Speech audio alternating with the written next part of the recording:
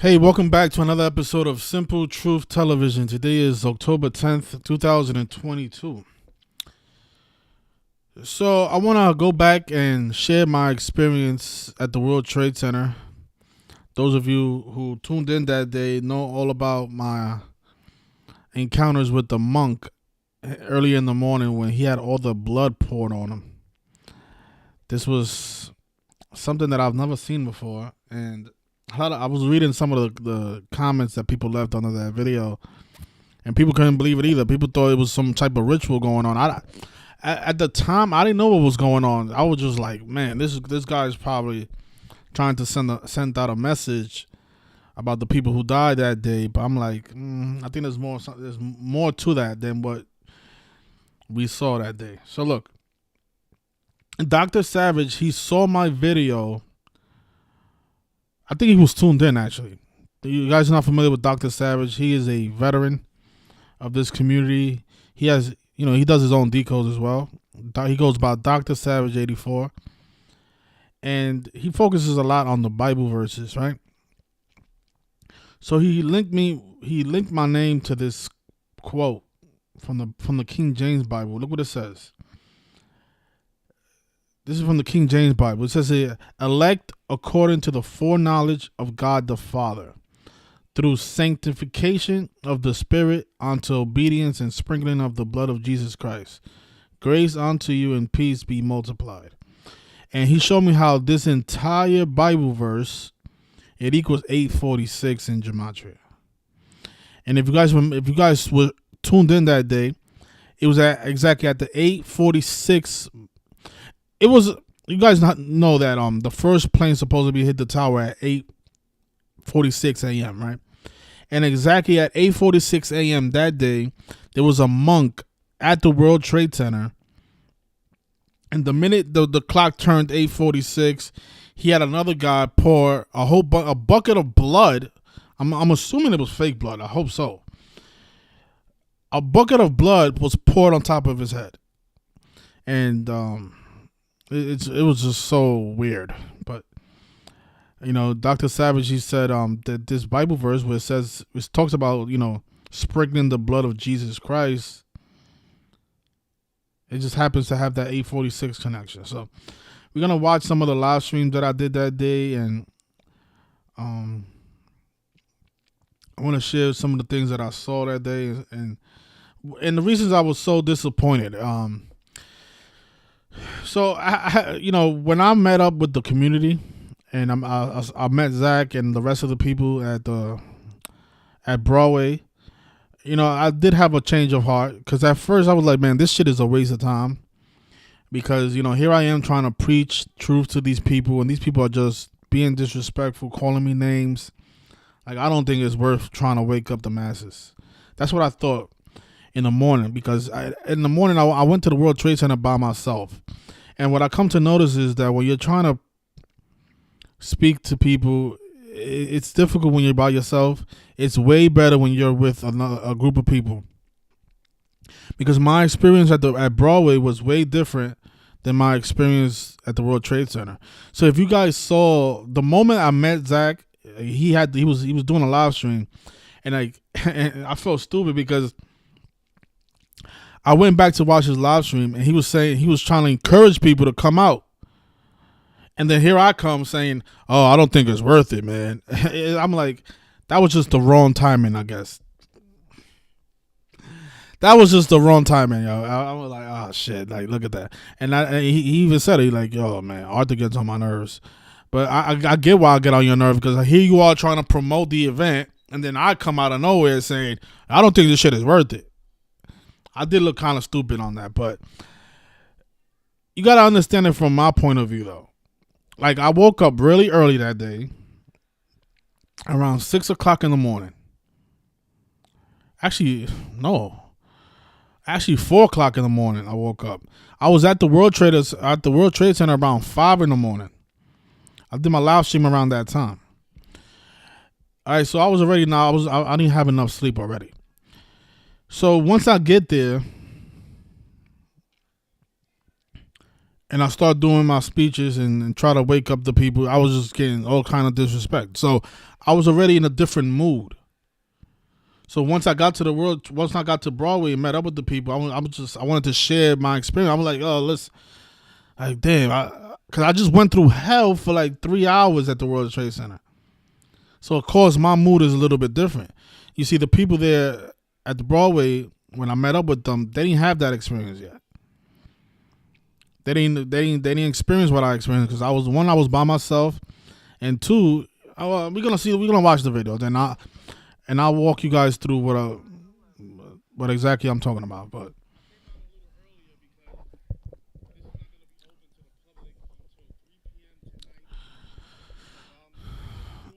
so this is me just getting to the World Trade Center. It's like 5 in the morning at this time right here. You see, there's nobody in the street. It's just I got there a little too early. But the reason I got there that early, I wanted to get there before the 8:46 mark, and just document everything that I was seeing. So let me just fast forward this. I mean, the police was rude to me. A lot of the employees was rude to me. The people I was trying to wake up was rude to me. Everybody was rude. And all I was saying is, you're going to see. I was just asking questions. I'm like, come on, man. A national emergency on 911, where 911 is the emergency dialing code, that's the only thing I was saying. I kept repeating that phrase over and over again. How nobody's seeing this? A national emergency on 911, where 911 is the emergency dialing code here. And people like, yo, you're strange. I'm like, I'm strange for asking questions? Like, what's strange about that? Oh, look, so it was 6:30 when I got there. You guys saw that? So, it was around 6:30. So I got to the World Trade Center at 6:30. I was there for 2 hours because I was there for the 8:46 mark. And then around 9 o'clock, I went down to Broadway. So I'm recording with my phone. That's why it's moving so much. But yeah, it was in this area right here where the monk was. And, I spoke to the monk at first, way before he started doing his little ritual. And he sounded like he was somebody that was on my side. I was like, oh, okay, this guy's probably here trying to wake up people. But I'm like, what is he doing? Why is he doing that? You think that's going to make a difference pouring blood on yourself? Let me see. Yeah, everything was blocked off. But this area right here, people were standing here. And I was able to, tell them what I thought about 9/11. A lot of people were looking at me, but, again, I was by myself. So it's hard for people to take somebody serious when they're by themselves. It seems like, oh, this person is probably mentally ill. I mean, that's what it probably looks like to these people. Here, this person is by himself, just yelling out things that kind of make sense, but, he's by himself. I think that's how the mind works. If you see somebody by themselves, you tend not to pay attention to them. Because I got a different response from people when I went to Broadway and I was talking the same things that I was talking here. So I'm just fast forwarding this because I haven't watched this over at all. I'm watching it for the first time with you guys. Okay.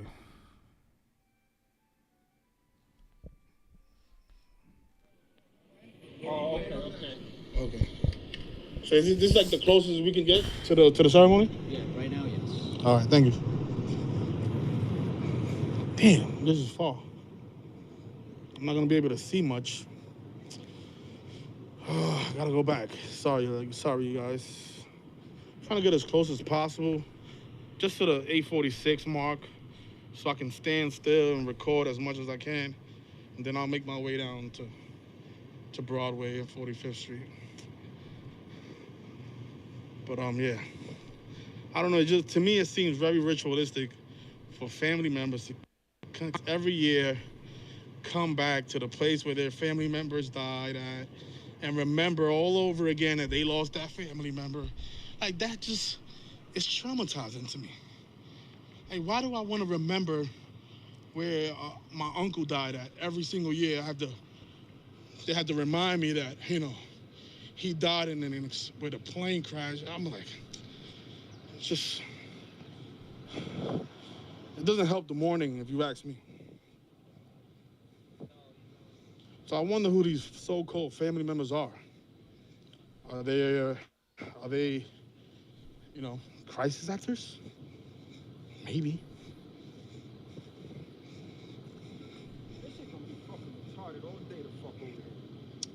Yeah, that's the stuff we gotta deal with until people wake up and know what really happened that day. What you think happened that day, sir? You think it was really planes that hit that building? Absolutely. Government shit. But look at all the shit we gotta go through because people have failed to wake up. Our steel building gonna collapse like dominoes. Exactly. And when have you ever seen a plane go inside steel buildings the way they did? You already know the slogan. They got money for war, but can't feed the poor. Absolutely. There's a guy who's awake. They got money for war, but can't feed the poor. Tupac Shakur said that. He also said we haven't seen a black president, and Barack Obama came into office. Shout out to that guy. They got money for war, but can't feed the poor. I wasn't expecting that guy to say that.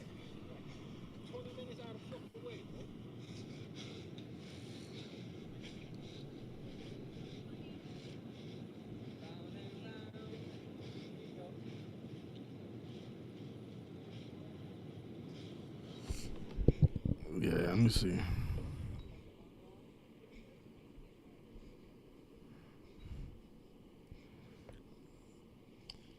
Oh, man. I guess this is the closest we'll get. Hey, do you need like a permit to record here or anything like that? Do you need like a permit to document? You do? Oh, man. Yeah, oh man, this guy right here, he's actually he's the camera person for a news anchor. I want you guys to see what I did to him. I made him so uncomfortable. I'm like, you're the news. You should be sharing what really happened that day. Oh man, I messed up his whole thing. Permit to document? Oh man. I won't be sitting here.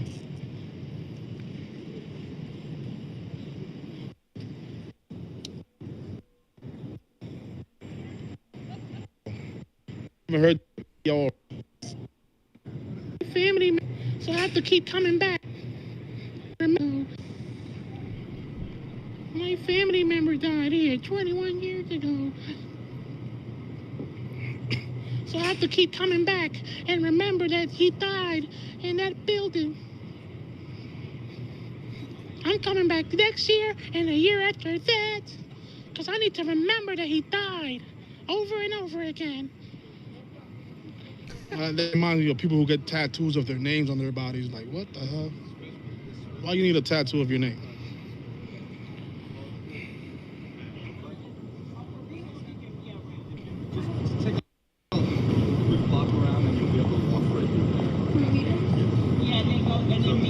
Security entrance is right there. Right. Okay.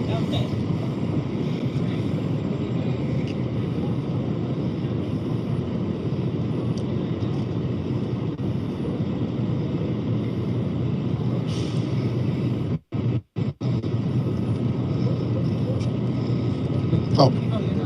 No. I thought it was for free. Did you give them those out? Oh. Oh, my bad. What are you doing? Just taking photos? Yeah, just documenting, asking questions. I'm wondering what really happened that day on September 11th. You should visit the museum. It just seems very suspicious. A lot of coincidences behind that. I don't want to sound like a conspiracy theorist, but but let me ask you something. It's okay. You know Jay-Z, right? Yeah. He's the CEO of Rockefeller Records. Mm-hmm. You know he put out an album called The Blueprint the same day that the towers came down? I didn't even put them two together, no. Yeah, you know the buildings were built by the Rockefeller brothers? I didn't put that together. But I'm just saying, what are the odds of that? Like the CEO of Rockefeller Records puts out the biggest album of his career the day that the Twin Towers come down? I don't know anything about You ever heard of gematria? that. Nope. Well, gematria is the practice of coding numbers into words. It's an ancient practice, and they seem to be coding everything around that. Huh? I'm just saying you should visit and then like ask like the people around questions and stuff. Well, yeah, I've done that already. I've done a lot of research on September 11th. Like how they had, the guy in the cave. They blamed it on the guy in the cave, named Osama. And then 19 years, what was it? 7 years later, we get a president named Obama.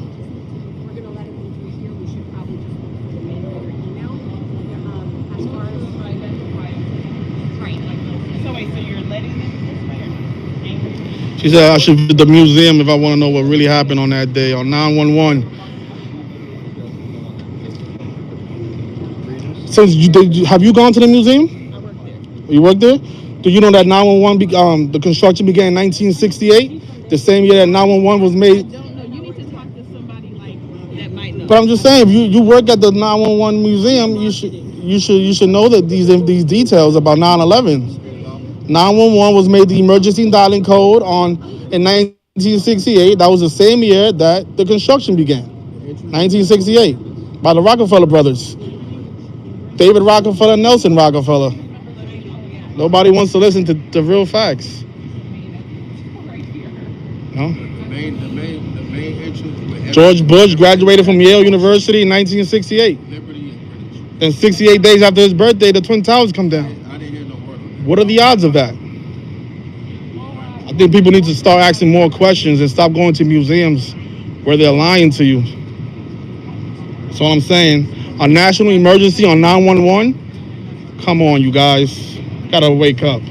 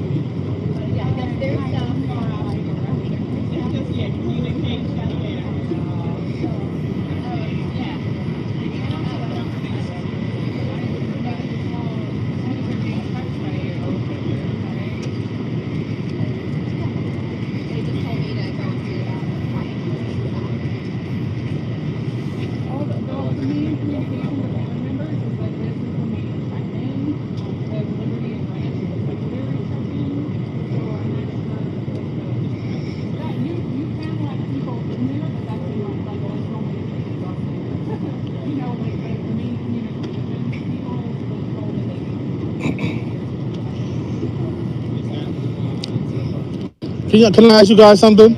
You guys think it's a coincidence that 911 was made the emergency dialing code in 1968? The same year that the construction of the buildings began? Come on, national emergency on 911? You guys don't find that strange? It is strange, right? I'm strange? Why? Because I'm asking questions? Right now, that's yeah. I'm asking questions. That's all I'm asking. I'm not saying anything. So that's strange that somebody asks questions? Right now, yeah. Really? Time and place. Well, we need to know the truth of what really happened. And I'm pretty sure you wasn't there that day. Yeah. A national emergency on 911, where 911 is the emergency dialing code. That's very strange. Reader, where do we go? That's very strange, you guys. You guys got to wake up. The entrance is Can I there. talk to you really quick? I understand what you're doing and you saying it, and it's important to get answers. up a little It's bit a little on us, insensitive so, when you have family members type that are 1 coming second. through. Well, those are the people that need to know the truth the most, though. But maybe you should do it at another time when they. This And this is the best time to do it. not when they're coming to a memorial for their family members. Well, when you want to know what really happened to your family? I'm asking you a question. Like you're asking me questions. When you ask me questions, I don't walk away from you. Probably not at a memorial service. No. If I tell you, listen, I know the real killers behind your family's death. You want to listen to me? You say no, not right now. Not 20 years later at a memorial service. No. So when is the right time? Not now. That's all. But just give me the right time so I can come back and. Not now is not the right time. So when is it? Now is the right time because this goes on every single year and nobody seems to know the truth about September 11th. How the hell does a plane bring down 2 buildings the way it did? How does that happen? Come on, man. You guys never heard that song by Prince? Obama's getting ready to bomb. Osama's getting ready to bomb. That song came out in 1998. How did Prince know?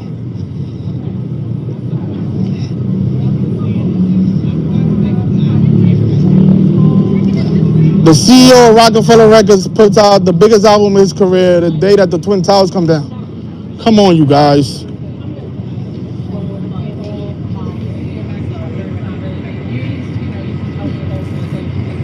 I work at the 9/11 Museum, but I didn't know that 911 was made the emergency dialing code in 1968, the same year the construction began, the same year that George Bush graduated from Yale. How nobody knows that? The Twin Towers fell 68 days after George Bush's birthday, you guys. The word terror equals 68. How does nobody know that? It's not the right time. When's the right time for truth?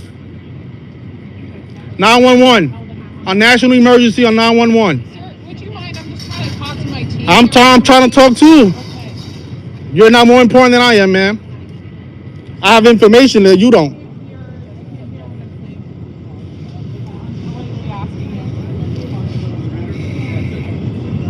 I'm trying to get people's attention and they're ignoring me. That's rude.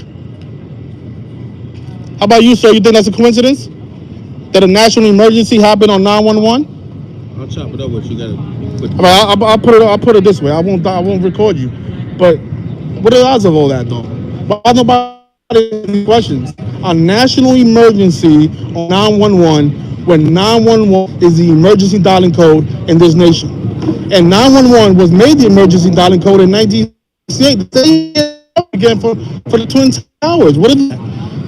George Bush graduates from Yale that same year. In 1968, then 68 days after his birthday, did they come down? Why is nobody asking these questions? Why are people saying, well, if you're asking questions, you're crazy? Keep it down. You can chop it up with You're me. asking the Keep it question, down. so what are your answers? Do you have any? Yes, I do have an answer. Then maybe you should start saying the answers and stop throwing out. Well, the answer is because I don't want to accuse anybody because people are going to get offended. Right? All I'm saying is people need questions and start ignoring the questions, I right? don't know if they asking the questions or not. They just hear. You think planes bring steel buildings down? Come on. You're smarter than that. I'm not saying any of that. I'm saying, do you not think these people are asking the questions, but they're just coming to warn their family members? They blamed it on a guy in a cave. Supposedly successfully hijacked multiple planes and were able to execute.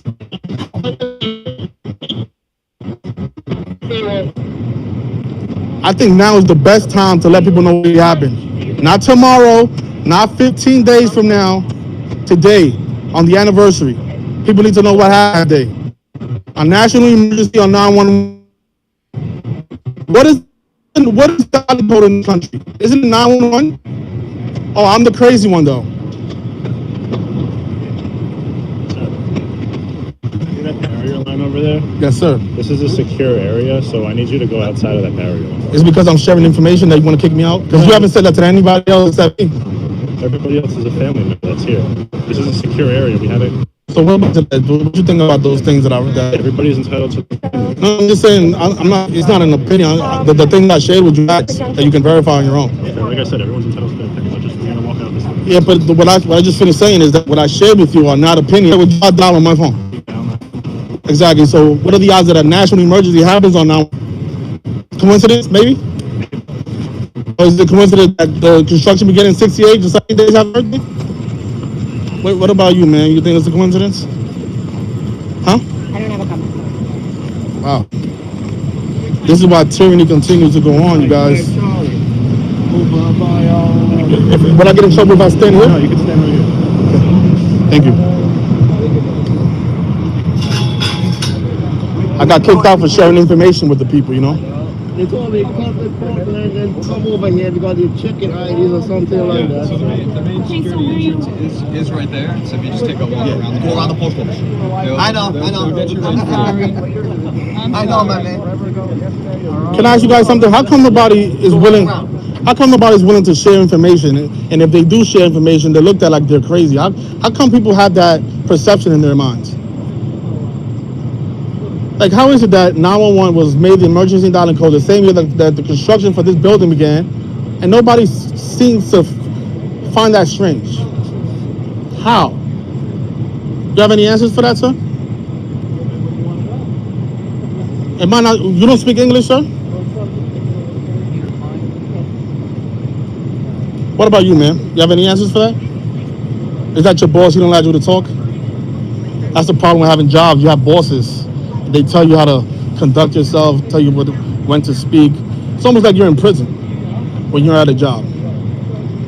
You know? I think that's why all this stuff goes on. Because even when you know something bad is going on, you're not going to say much because you don't want to get fired, right? You got bills to pay. Yeah, that's how they keep us in check, you know? So we have to escape our slave jobs. It's literally a slave job.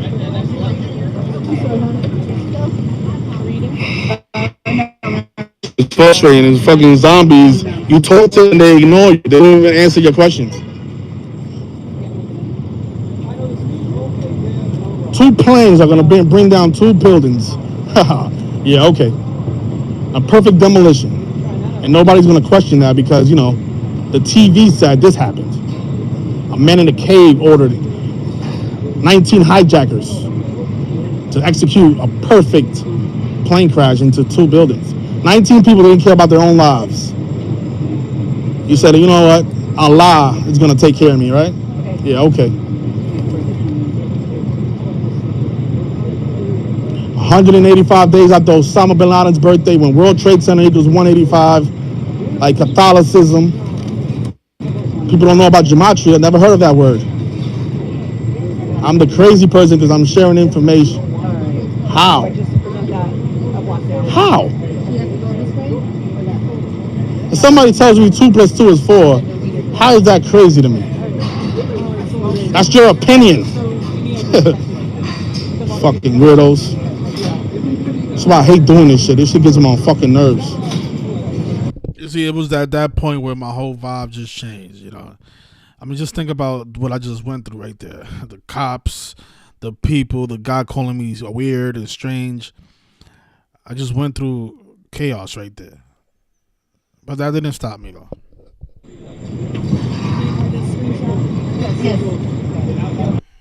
The vaccine, you have to be vaccinated to go to a memorial nowadays.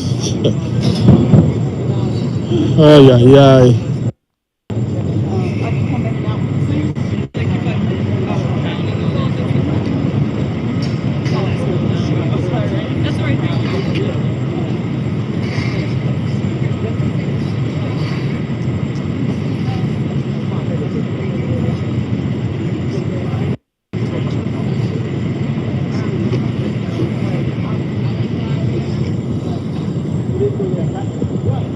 Let me ask you something. Has any of your family member ever died before?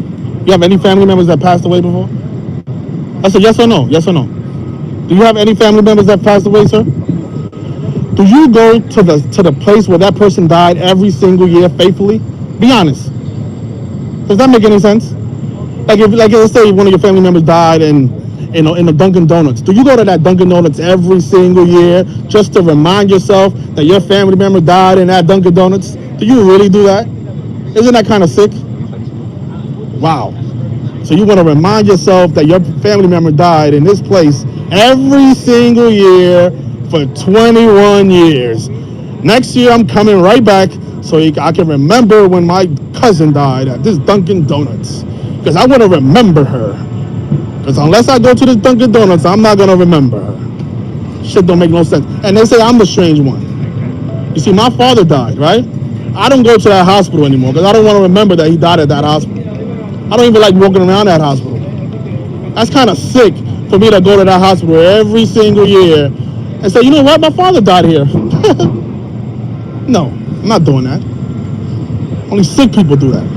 Or actors who are getting paid to come here every year and act like they're family members.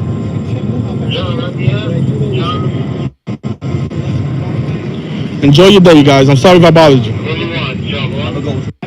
Come on, man. That's why you have that great. I bet. You never heard of Jay-Z, the rapper? Well, yeah. I bet. That's why you have that great profession.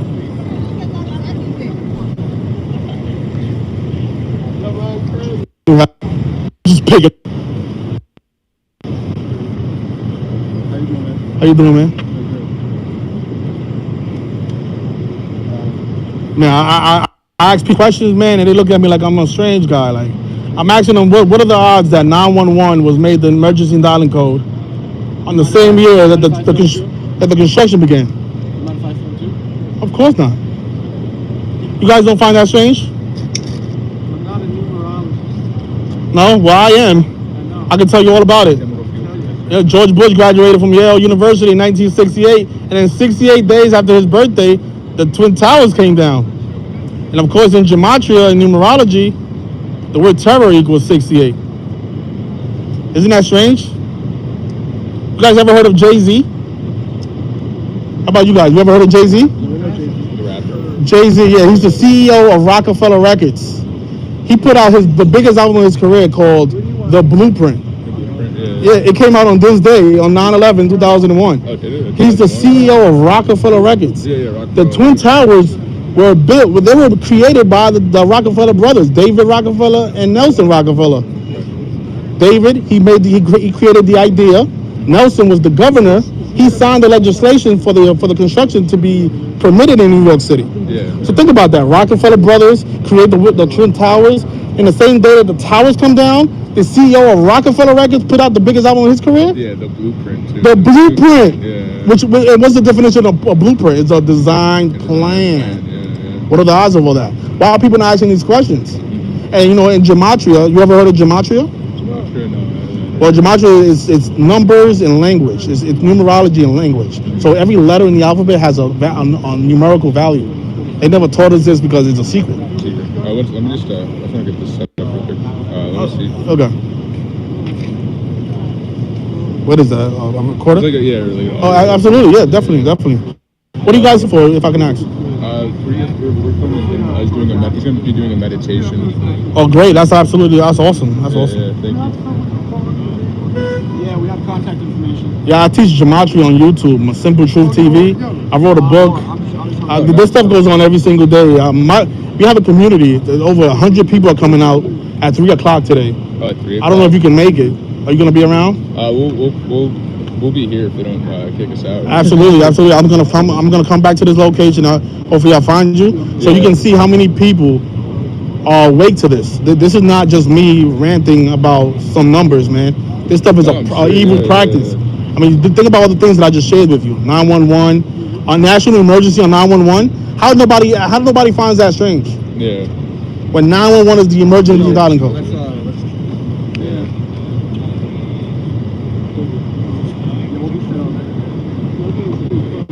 Yeah, for sure.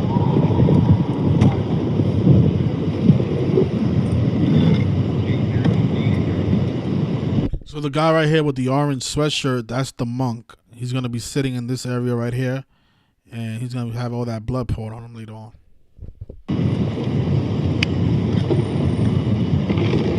Stories from Ground Zero. I have a bunch of stories from Ground Zero. Let me see what that says.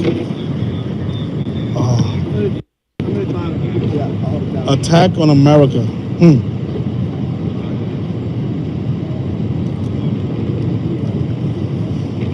You guys can see that. Let's see what that says.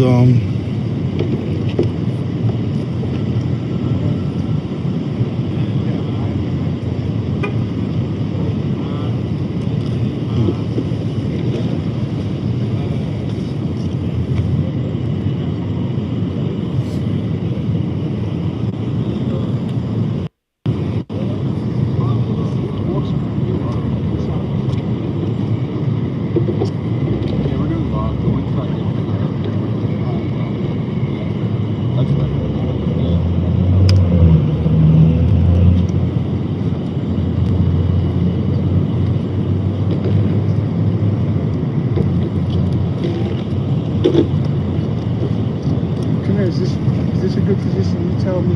You're the boss. Information.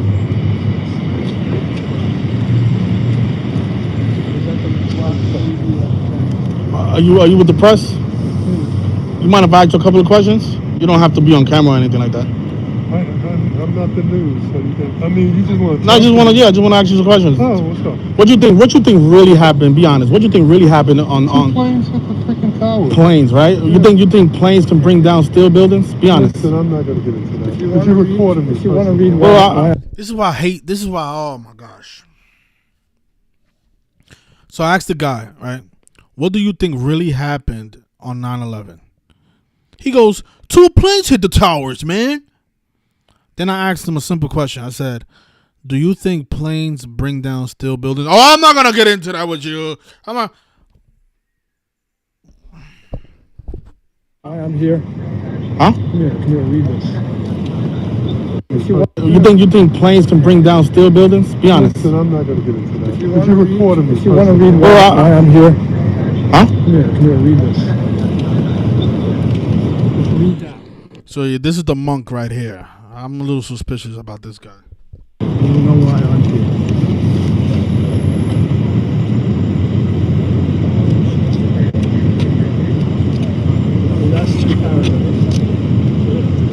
Mr. Dillon was also inside Building 7's lobby, taking a brief break from his efforts when he and other diggers were ordered out by a crew of battalion chiefs because they are going to pull this building.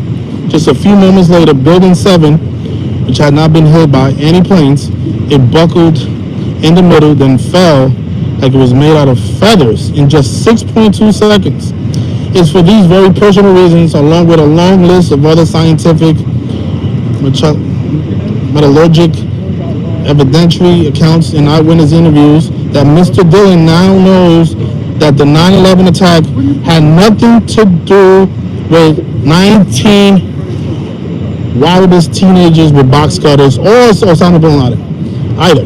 It was, in fact, a controlled demolition that was financed, planned, and carried out by rogue elements of a number of governments, including the U.S., along with global corporate fossil fuel empires and the co-creators of the Project for a New American Century in Latin, Q Bono, follow the money.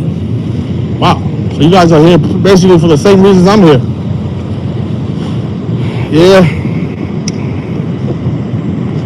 Wow, this is great to see that other like-minded people are going to be out here as well.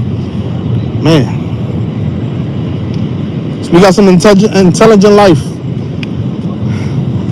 You got some intelligent life here.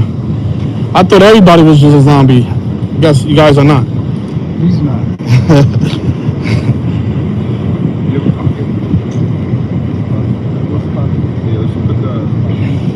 Man, I just found some intelligent people, man. I thought I was gonna go home earlier.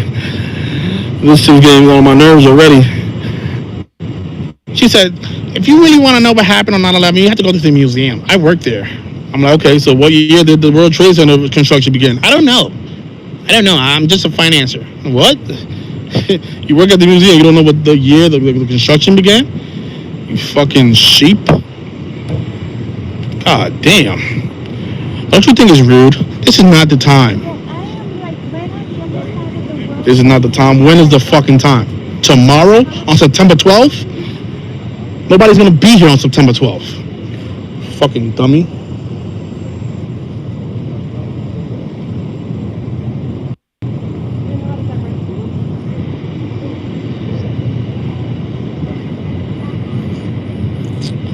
$10,000 U.S. soldiers dead, 30,000 traumatic brains injured, 2,000 IED bombs, thousands of arms and legs, 20 suicides every day, $5 trillion, oil, 10 million civilian casualties, killed, injured, or displaced, 5 countries destroyed, all wars still being fought, $5 trillion, oil.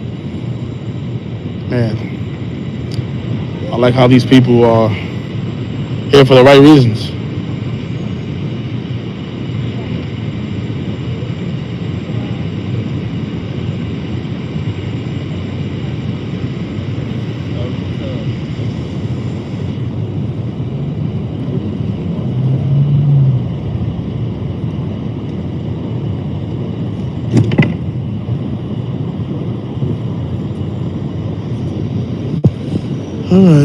don't know. I can't go anywhere else because, they blocked everything off. I'm not allowed to that section because, the cops, they know my face now. So I got strike one with them. So this is the closest I'm going to be able to get to unless I'm kicked out again. Let me see, what time is it? I think I'm going to go down to 45th Street a little early. It's 7 o'clock still. I wanted to be here until at least 8:46 when I think the shots are going to be fired at that time. Still an hour away, an hour some change, almost 2 hours. They tell us to never forget, right? And the minute we remind them, they get upset. They get offended.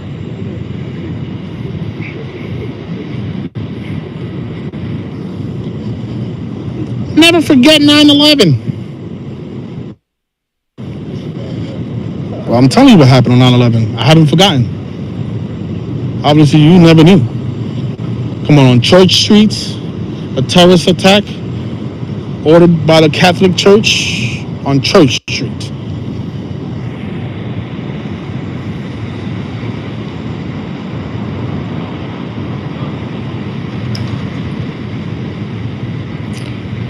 Yeah, I'm going to go down to 45th and Broadway at 11 o'clock. I'll be there with the rest of the community. I just wanted to come out here because I wanted to be here for the 8:46 ceremony. Because that was supposed to be the time that the first plane hit the tower. Remember George Floyd? The guy sat on his neck for 8 minutes and 46 seconds. Ooh, we got the police department. The real cops. Oh, that's a cute one. Bomb sniffers. Where were they on September 11, 2001?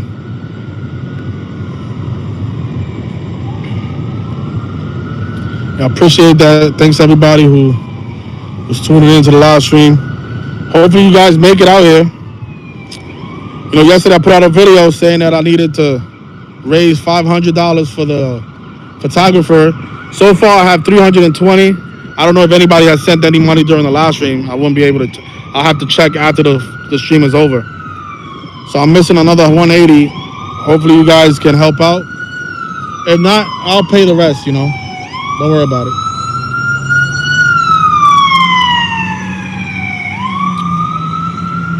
But I think $180 to put, that's a big burden on just one person. You guys don't think? If everybody watching the stream could send $1, we'll have $45. We'll be $45 closer to the goal. And once I get the money, you guys are going to see me on camera, give the person the money, and he's going to record the event at 3 o'clock. He's also going to take photographs of us at 45th Street and Broadway. Should be a good one. Can't wait. I couldn't sleep last night, so I just said, let me come out here early and pound some pavement, even if I'm by myself, because I know the rest of the people are probably tired from all the work they did yesterday.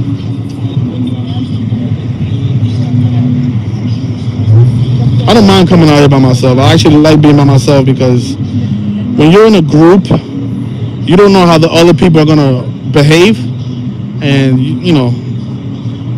once you're a part of a group, whatever they do, you're responsible for that as well. So if they start arresting people, even if you're on your best behavior, the cops are probably going to mess with you too because they see that you're with them, That's why I like to be by myself, and I'm responsible for my own behavior. But I am going to join the group later today. I do expect to meet a lot of you. Hopefully I do.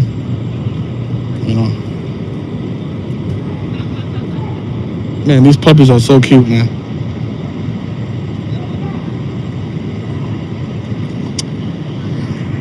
Man, this shit is so frustrating. I'm talking to these people and they just looking up to the sky. And you guys saw the woman. I don't know if I put the camera on her, but I was asking her the questions and she kept looking at her boss to see if she's allowed to answer a yes or no question. I asked her, have any of your family members ever passed away? And she turned around and looked at her boss to see if her boss allows her to answer the question. Like, isn't that slavery? You can't even answer a question. Like, that is fucking crazy, man. Somebody asks you a simple question. You got to look at somebody else for permission to, like, what are you, a fucking child? Like, master, can I answer him, master?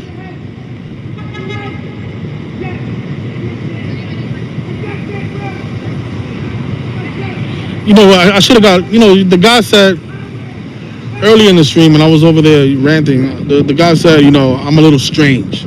You see, I learned how to deal with people because being from the city, you have no choice. It's either you deal with them, ignore them, or you end up in prison. But why he felt so comfortable calling me strange? Did I call him names? Did I call him strange? You know, I could have said a whole bunch of things about him. I didn't choose to do that. But he wants to call me names because I asked him if it's a coincidence that the national emergency code is 911 and we had a national emergency on 911. That's what I asked him. And he called me strange for that reason. Like, what? Calling me strange? Like, now if I punch you in the face, is that strange? Shit is crazy.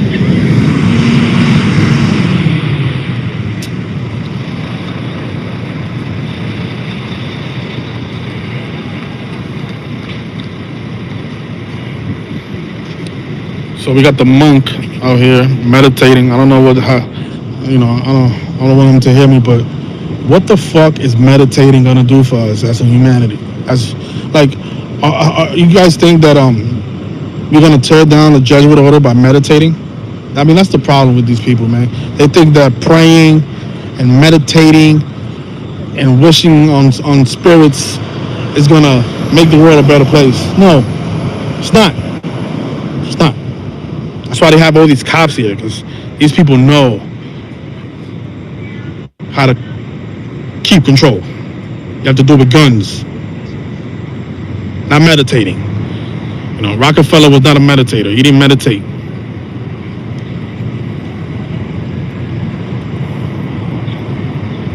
I'm gonna meditate because, you know, 10,000 people died.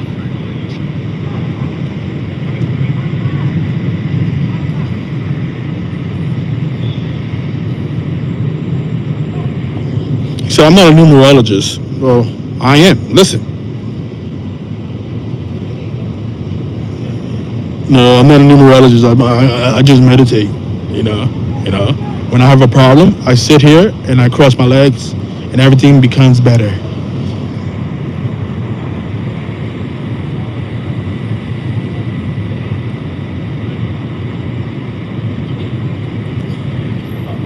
Spirituality, well, I don't want, listen, man.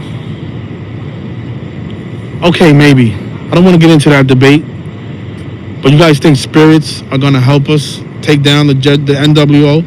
Really? All right, so let's all just, you know, meditate. Maybe tomorrow will be a better place. Nothing is going to change, man. All right? Nothing is going to change by us crushing our legs and sitting down on the floor. Okay? Maybe this guy has a fan base and he wants to record it so his fans can see him supposedly doing something. You see, I'm too real, you know. I don't do none of that fake shit. Like, I could give a fuck about this YouTube shit or this fucking, like, these people try to become famous by doing weird shit like this. Oh, look at me, I'm meditating in front of the World Trade Center on September 11th. Ugh. You guys saw me, man. I was in the cop's face. You know? He could have easily threw me on the wall. I'm used to that. It doesn't matter. You know, that's how you can make a difference that way. You know, I'd rather go out fighting than sitting on the floor with my legs crossed. People are gonna hear about me.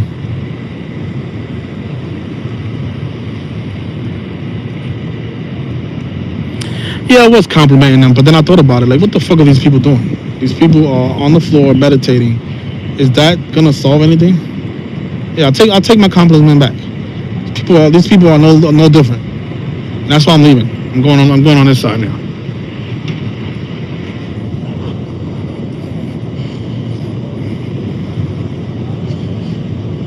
Because, you gotta understand, I don't know these people, right? When I got there, he wasn't on the floor with his legs crossed.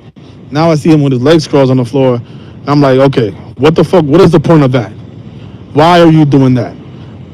You have these nice billboards with. I like the information on the paper, but now I don't like how you're just sitting on the floor with your legs crossed. Now that's strange. What the fuck is that gonna do? So I'll take my compliment back. Those people are no different. The balls. Gotta let your nuts hang if you want to make a change.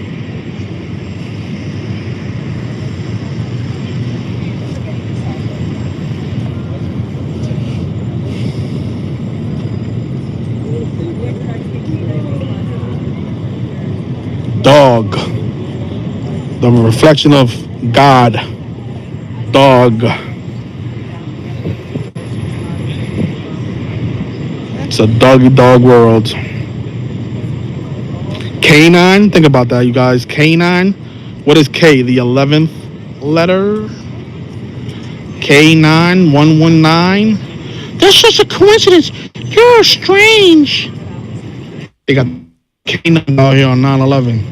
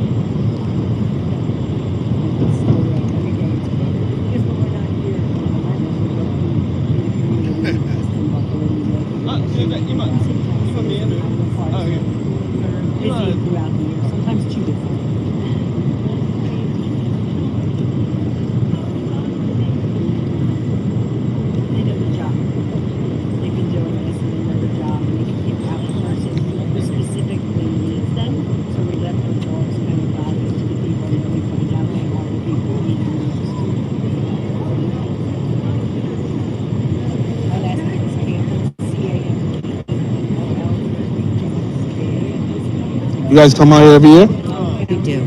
Okay. We bring the dogs in so we can help comfort the families. Nice. So, yeah. We do deployments also. So in the last 3 months, we went to Buffalo after the shooting. We went to Uvalde, and we went to Highland Park. So we take the dogs in and we work with the first responders. The media is starting to know us now because we kind of show up at the same places that they show up. So. Can I absolutely? Oh gosh, I don't know if you guys heard that. I don't know what happened to the stream, but the planes melted the steel buildings, and that's why it pancaked the way it did. I'm getting a headache. I don't know if I'm gonna do this, you guys. I'm rethinking this shit. Like, this shit is, well, I'll probably let other people talk because I don't have the patience to be dealing with sheep, yo. So I'd rather do this shit from my house.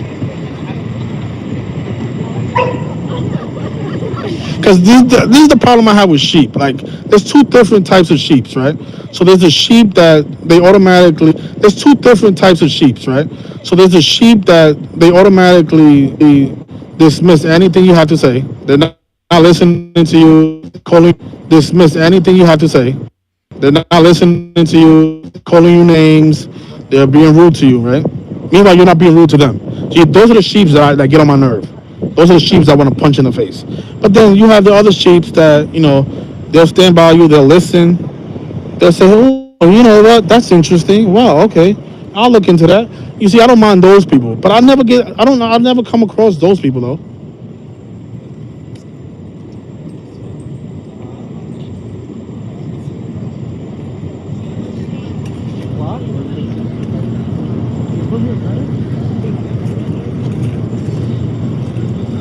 K the 11th letter, 11-9, like the date, at the K9 unit out here, on 11-9.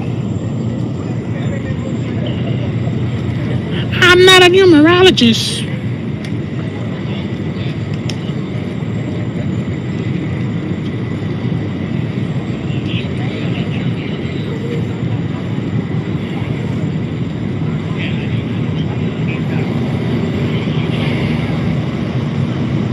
Yeah, those views are not real, you guys.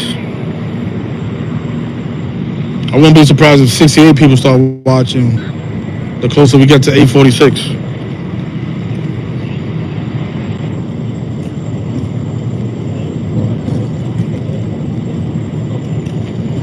Almost an hour away. Okay, I'm gonna play the other video because I don't think I did any more talking with the people in this one.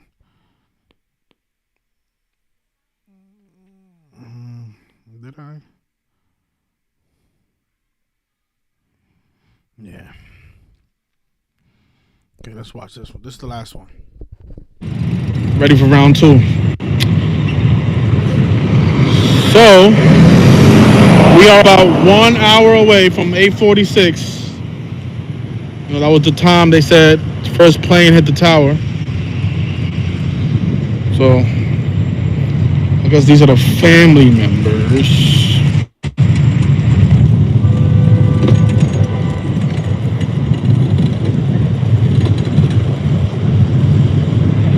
So while I was live streaming, 2 people sent a donation. One was for $5 from a woman named Catherine.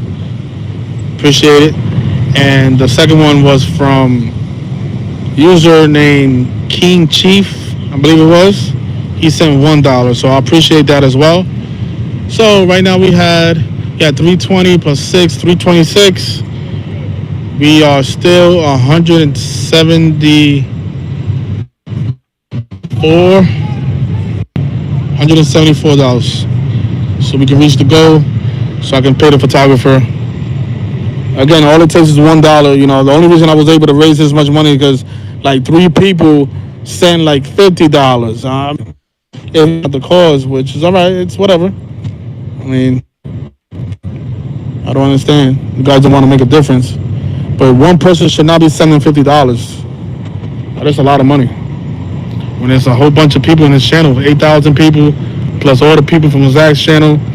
I mean, the money is to pay for the photographer. He's gonna document the event. So I'm not sure why you guys don't want to support that, but whatever. I hate begging people to support. If you guys, come on, you guys are not children. You guys want to make a difference. We are out here, you know. Man, this group right here looks very, very Jesuit ordered. Like, let's see if I can recognize any faces. You can tell these are some important people. VIP.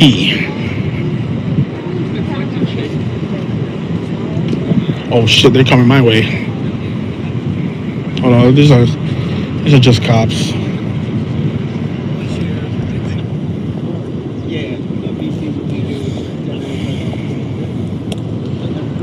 A national emergency on 911. How you guys feel about that? A national emergency on 911 when 911 is the emergency dialing code. Isn't that strange? A national emergency on 911 when 911 is the emergency dialing code? Man. How you guys feel about that? A national emergency on 911 when 911 is the emergency dialing code. Isn't that strange?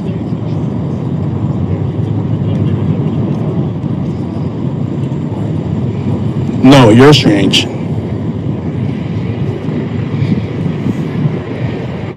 People with their fancy suits, they don't care. They don't care about truth.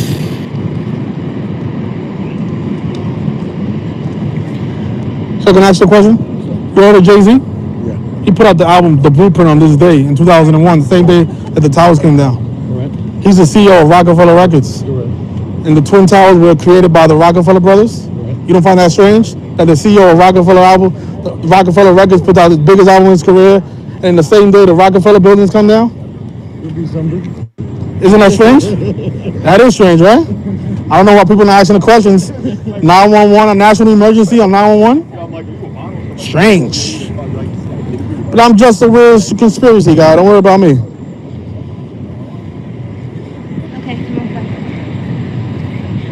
Well, see, that's the type of sheep that I appreciate, you know. People who take the time, they listen, they're not disrespectful.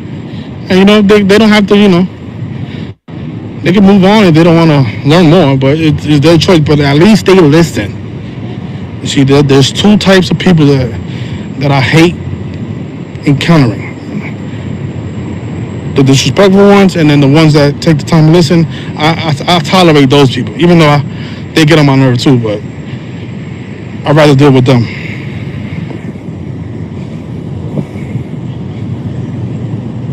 $19 viewers, huh? 19 hijackers. 8:46. Isn't that strange that George Floyd was kneeled on for 8 minutes and 46 seconds in Minnesota, where the Twins play? Wow. It's a lot of coincidences.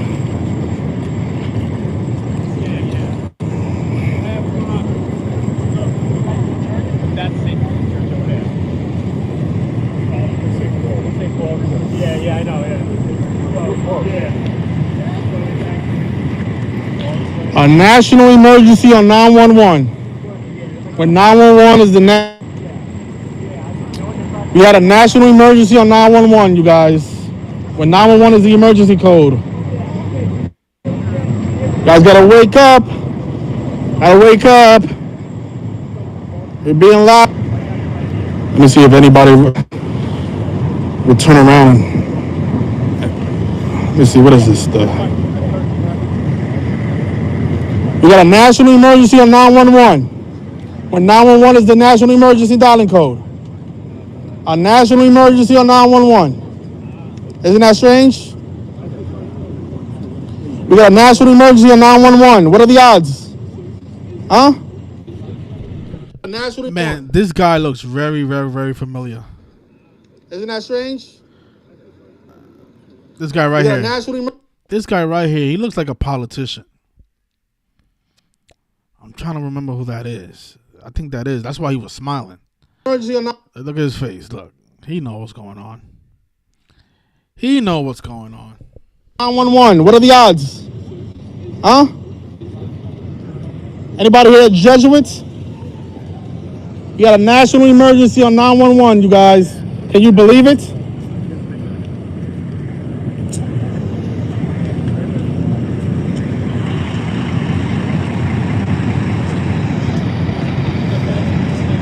A national emergency on 911. What are the odds of that?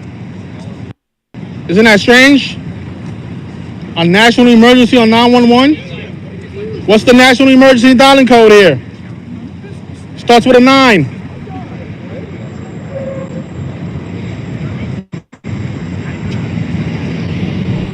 Yeah, that guy does know. I mean, you just saw his smirk.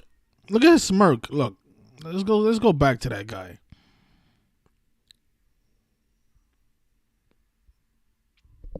National emergency on 911.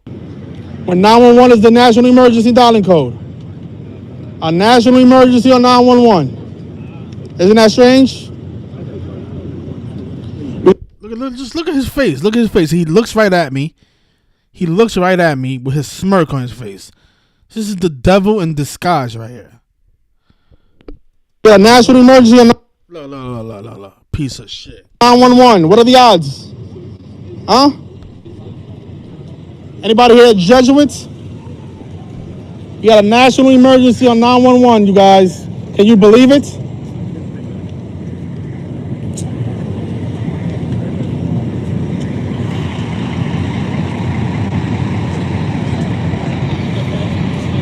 A national emergency on 911. What are the odds of that?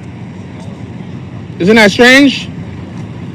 A national emergency on 911? What's the national emergency dialing code here? Starts with a 9.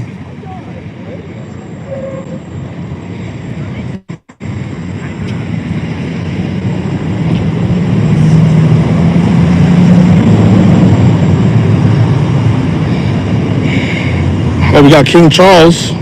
He made his way here.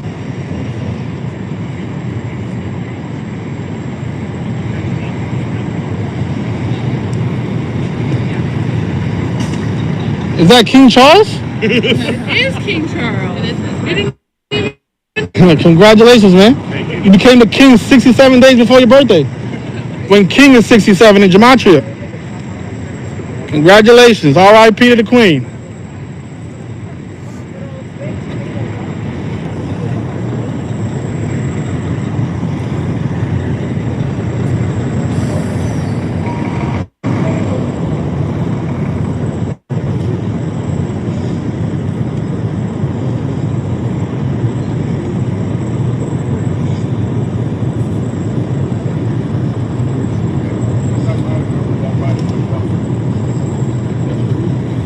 How you guys feel about a national emergency on 911?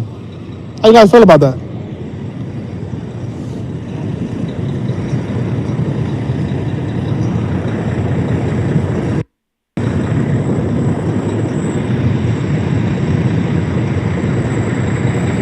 Man, it's hard because they take one look at you, they see that you're screaming out stuff, and they keep it moving.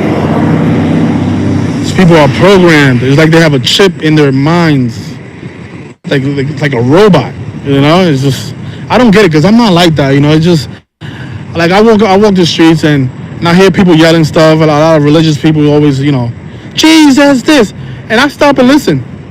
And this reminds me of the movie They Live, right? Because in the movie They Live, remember the TV was yelling out information and everybody was kept ignoring it.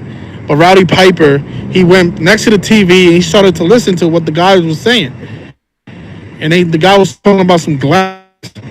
And Rowdy Piper went and found the box of glasses, put it on. And that's when he started looking around and started seeing all the signs that said, obey. And, you know, whatever that was. I haven't seen the movie in a while, but it's, you know, obey and I am your owner, your leader, and you know, buy and spend. He started seeing all the signs after he found the glasses. That's what gematria is.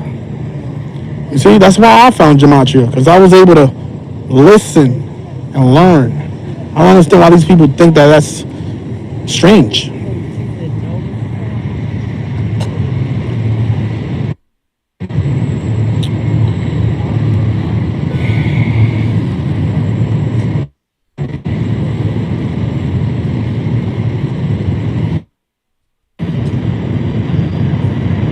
You know what I should have did? I should have said I'm a family member. I mean, I lost my cousin. How they gonna prove that it's not my cousin that died that day? You know, that's what I'm saying. Do you have an ID that says I am related to this person? Like, how can they prove it?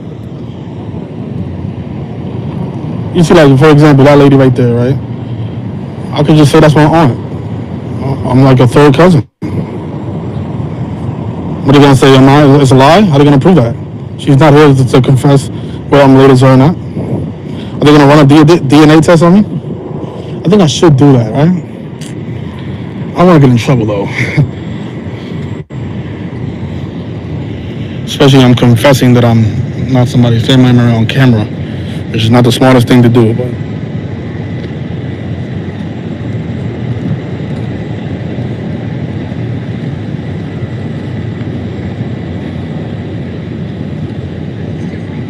I mean, the name Sean Carter equals 68, like CIA and terror.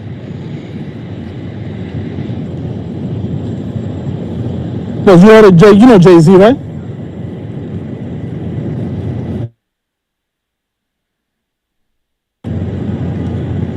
Can I ask you a question? I'm doing a Z, right? In this building, for wow.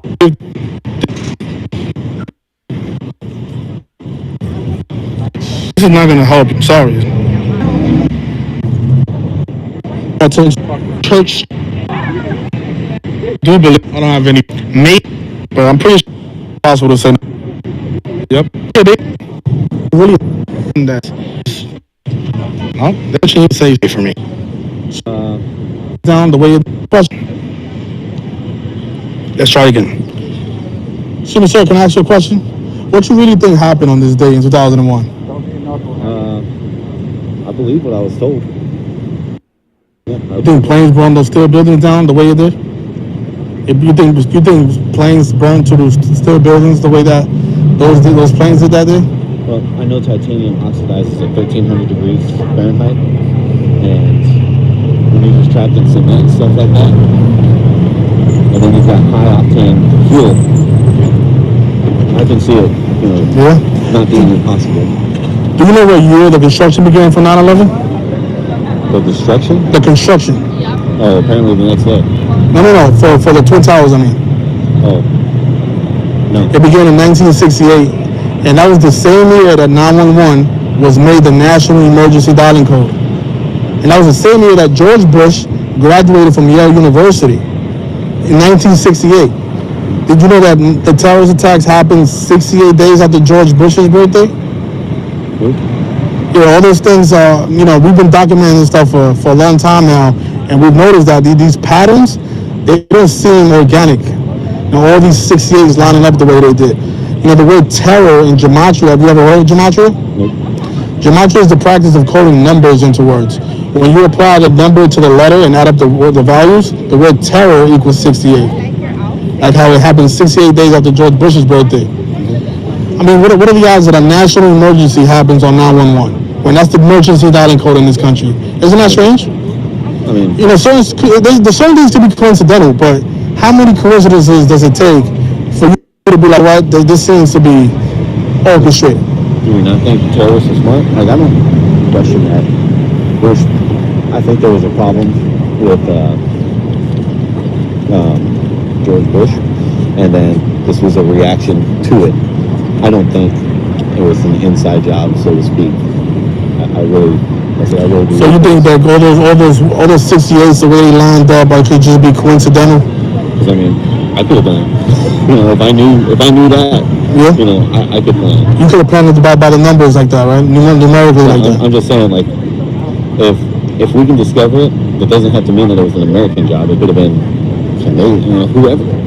But the thing is, we've been documenting how Americans constantly, they code all the news stories by the numbers. Think about it, right? They said it was 19 hijackers, right? 19 years after September 11th, what we got? Well, we got the pandemic, COVID-19. You see, they love the number 19 as a special number. You see, if 9/11 was the only case like this, they will say, yeah, you know what, maybe, the Arab, the Arabs do things this way, but it's everything that's in the news is done by a numerical pattern. COVID-19, 19 years after the 19 hijackers hijacked the plane? Come on. Are you familiar with Jay-Z? Yeah. Jay-Z put out his biggest album in his career, The Blueprint, on September 11, 2001. He's the CEO of Rockefeller Records. The Rockefeller brothers were the ones responsible for the creation of the Twin Towers, right? David Rockefeller, he brought the idea to the forefront, and his brother Nelson Rockefeller was the governor of New York, and he signed into legislation to allow the construction to be permitted. So the CEO of Rockefeller Records drops his biggest album in his career the same day that the Rockefeller buildings come down. I mean, there's a lot of coincidences, you know what I'm saying? And I don't think the Arabs care about Jay-Z, you know what I'm saying? I don't think they even know who Jay-Z probably is, you know? Sure. Jay-Z's Rockefeller Records and the Rockefeller buildings come down the same day the blueprint comes out. I mean, what is the definition of blueprint?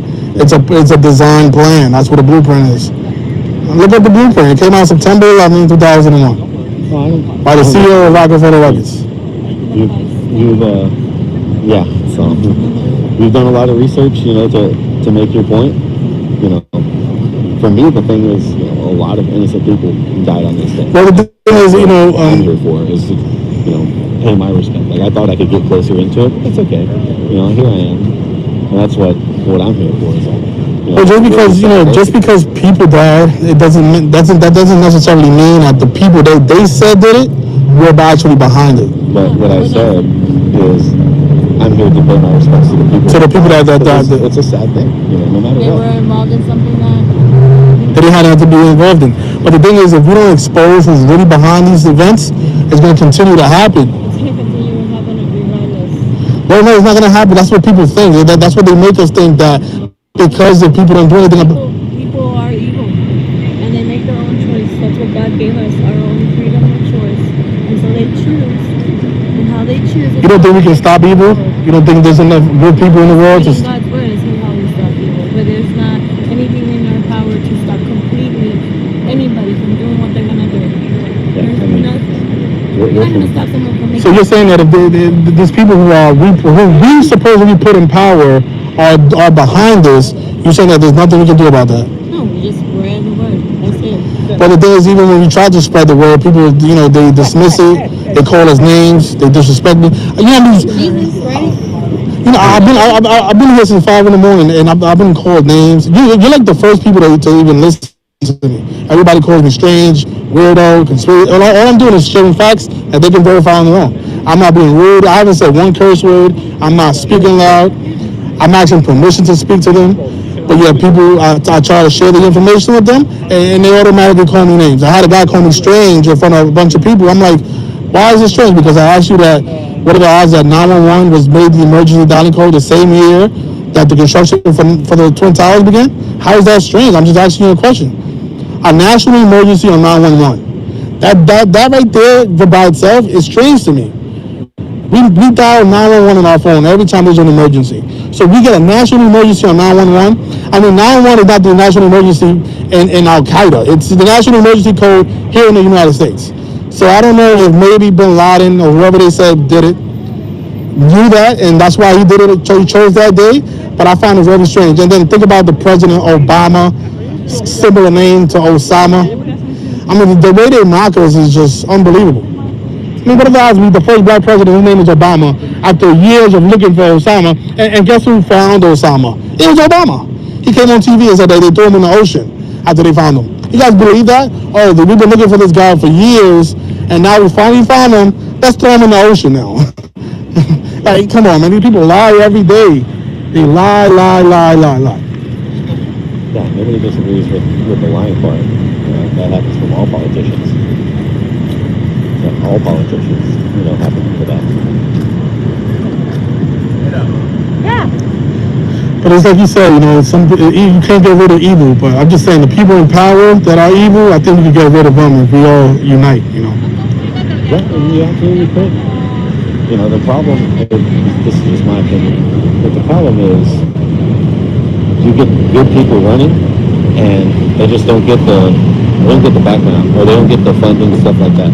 So whoever is running privately, independently, they can't run for that election year. They need to run for 2 election years down the road, because they got to get 5%. Once they get 5% of the popular vote, then they get funding, national funding to go ahead and fund their campaign. Oh man, it's southern. But yeah, they get national funding to fund their campaign. But the problem is they all are only set on, well, I need to win the election, not let me just get 5% of the vote and come back next year, roll it some more, and then on that third try, 12 years, you get a chance. You get a legit chance. I mean, look at Ross Perot. Ross Perot was probably the most successful independent candidate, and he kept coming back. And he probably needed to go one more time, but at some point, Ross Perot was really, really old, and spent a lot of his own money to go and do it. But he was one of the wealthiest men in Texas. You know about, what's this here? I'm from New York, but I've never really actually been here. This is my first time actually coming to this site. I just never felt the need to come down here because, I try to spread the word, and just, it's always like a confrontation with people. It's just sure. But there's a lot of strange things that's going on, man. Like, these people that are on TV, they know more than what they're telling us,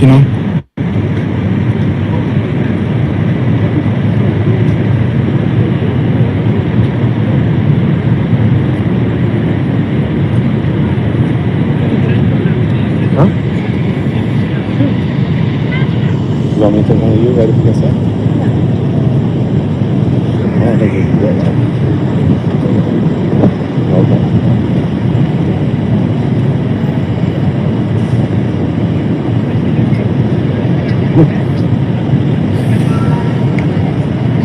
I'll call you there.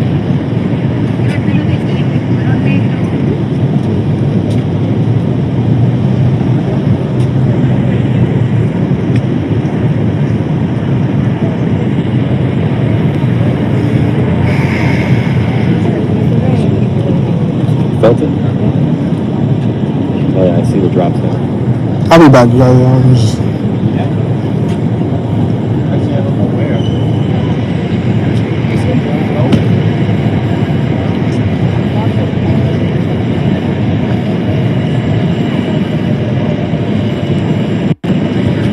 I hope you guys tell the people about this contrived event that happened in 2001 on national. Okay, now it's gonna get really, really interesting. Emergency on 911. I really hope you tell the people this. Tell the people the truth what happened on September 11, 2001.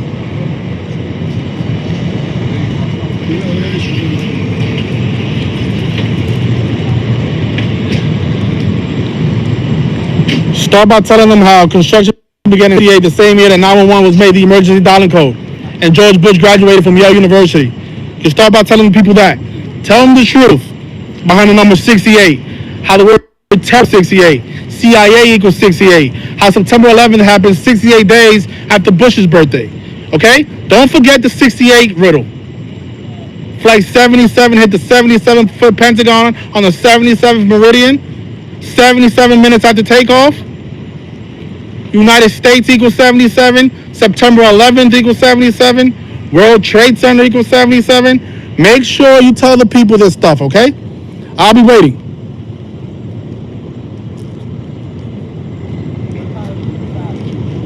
George Bush graduated from Yale University in 1968. 911 was made the emergency dialing code in 1968. The construction for the towers began in 1968. Ready? Action. Not yet, not yet. I'll wait.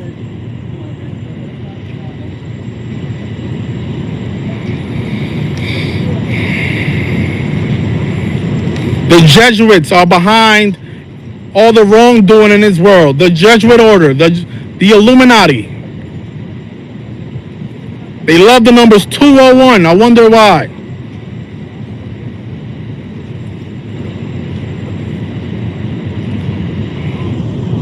Looks like the man above heard my voice, you know, and ruined your party.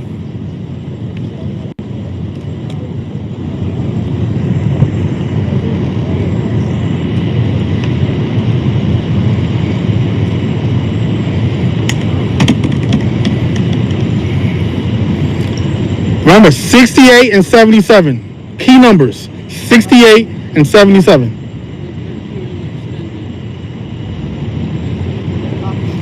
If you forget, just call me. I'll help you out.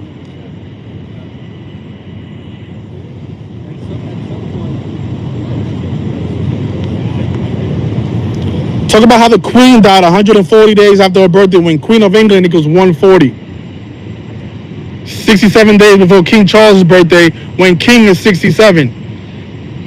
Gematria, the practice of coding numbers into words. There's a song called Murder by Numbers. A, B, C. It's as easy as 1, 2, 3. A, B, C. 1, 2, 3. Baby, you and me, girl. Michael Jackson's song about that song. I don't think he was teaching us the alphabet. I think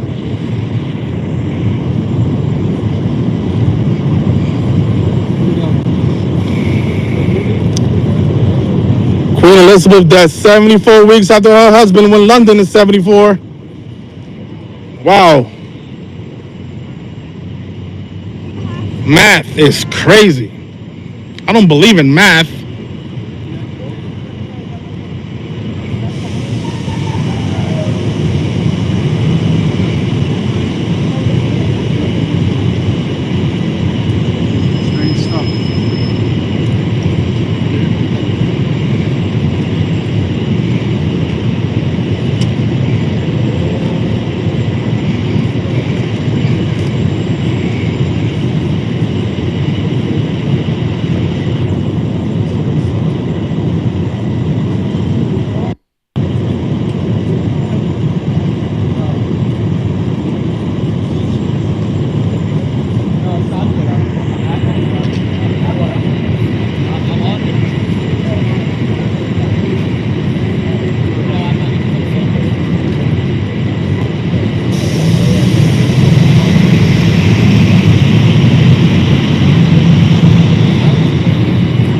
Osama bin Laden getting ready to bomb.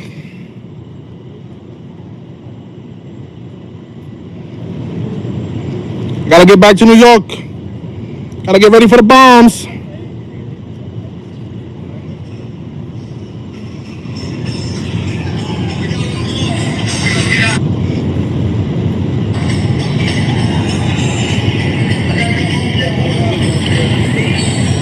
Osama bin Laden getting ready to bomb.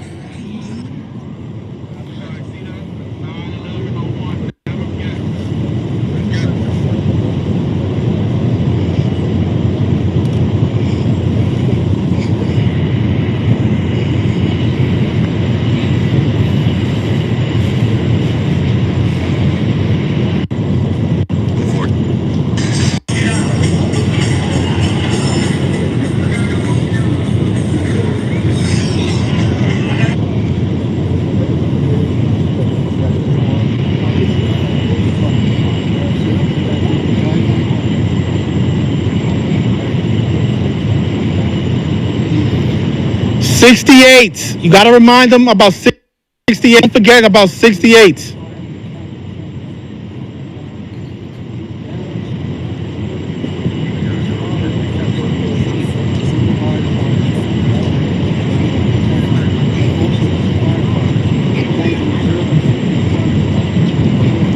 (911) was made the emergency dialing code in 1968. We had a national emergency on 911.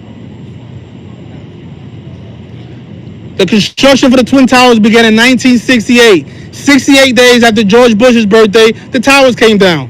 1968, he graduated from Yale University. Please do not forget to tell the people that. Your job is to tell people the truth.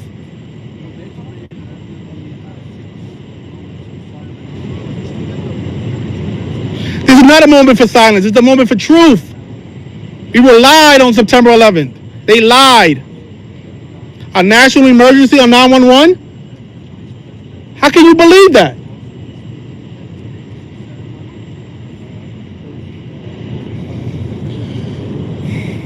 What's next? The Tooth Fairy gave me that dollar, Mom? Santa Claus is real. You guys believe everything you hear.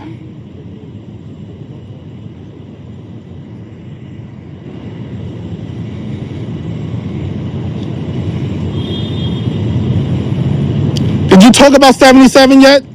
Flight 77 hit the 77-foot Pentagon on the 77th meridian 77 minutes after takeoff. You haven't told them that yet. Jesus.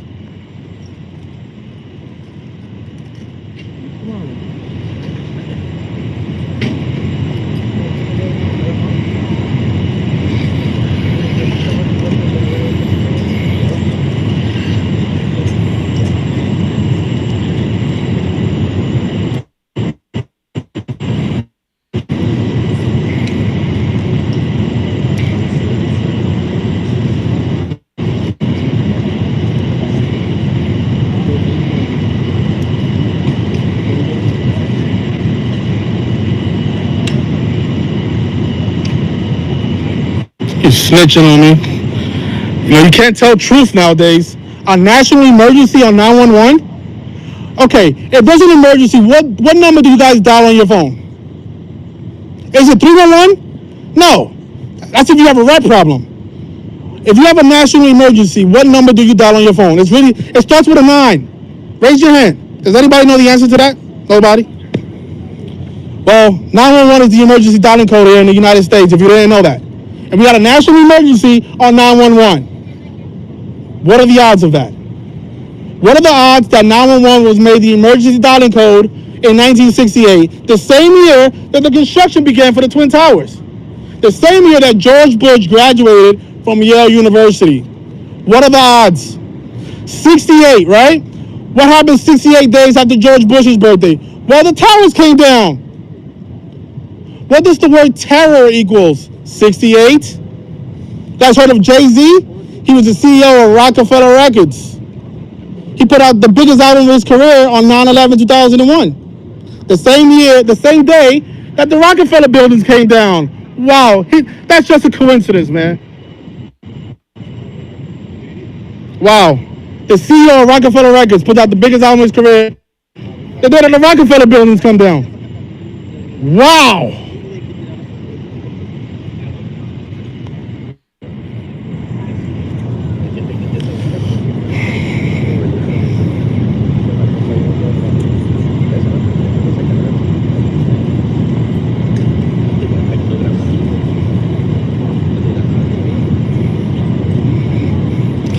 Number one propaganda tool, the media.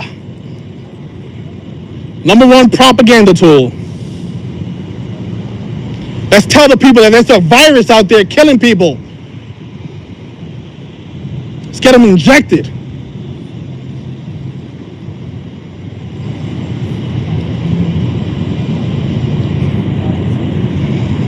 They're snitching on me, man.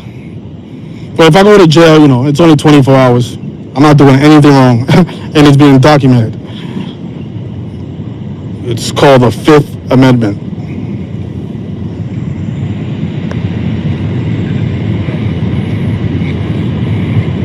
Is it 8:46 yet? Almost 8:46. Like how George Floyd, they kneeled on his neck for 8 minutes and 46 seconds. And then Dave Chappelle put out a comedy special called 8:46. Oh, these.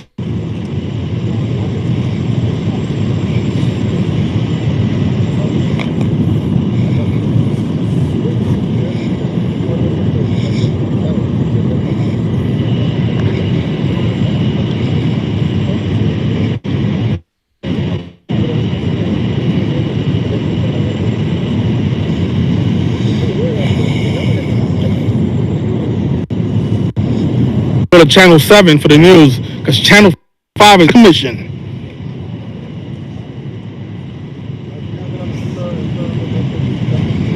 You won't be getting the news because the guy is not in his office.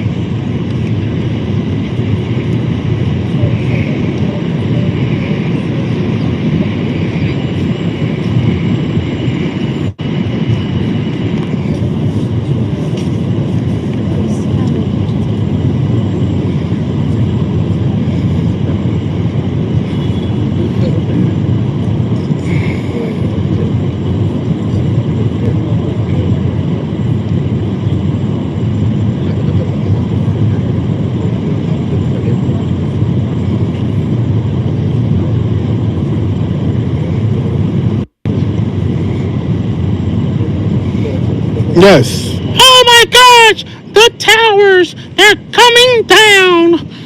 They put it in the cartoons, they put it in the movies, yet nobody notices it.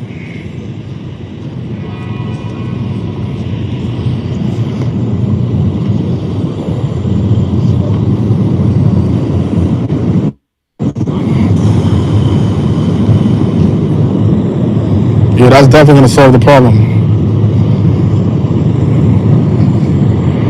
Why nobody snitching on him? He's calling the spirits. Isn't that the answer you guys said? The spirits? It's for the spirits.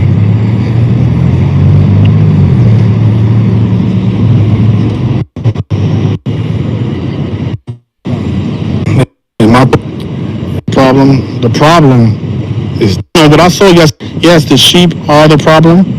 Yes, life. On TV.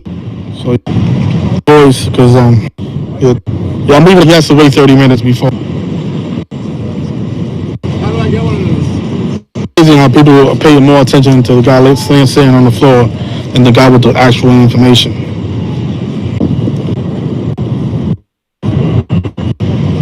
Man, I wish the community would have came out here. This is also. I think these people are like foreign. Okay, 6.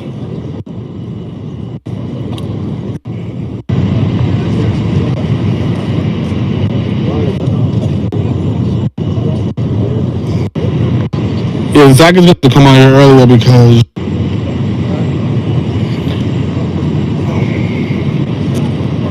I'm going to raise my voice. I'm not going to be able to speak later on.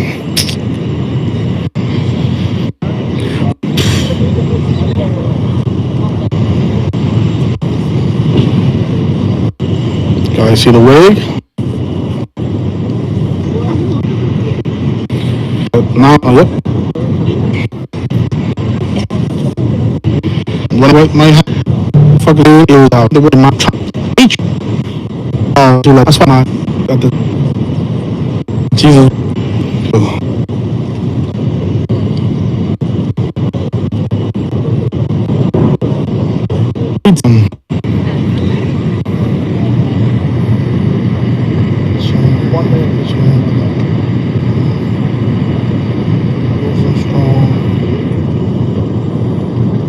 Lock the floor one more time.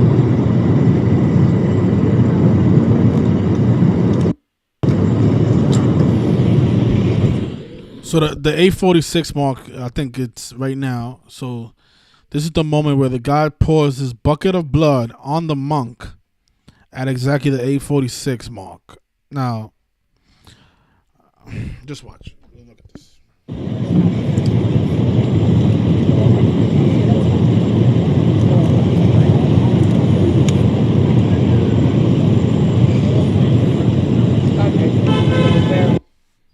That's the problem.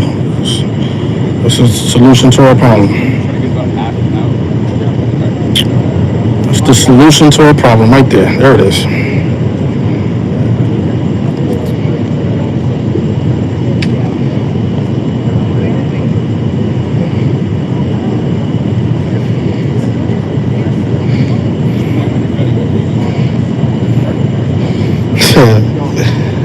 Don't forget the Jets won the Rig Super Bowl in 1968. In the 68 season, 1969. The 68-69 season. Oh, what the hell's going on? Oh shit. Oh shit. It's about to get crazy. It's about to get crazy, guys. Holy shit. The blood of Jesus. There it is. Yep. Get it all in his face. There it is. That's the solution. That's gonna make it all better. That's gonna make it better. Yes. Yep. Yep.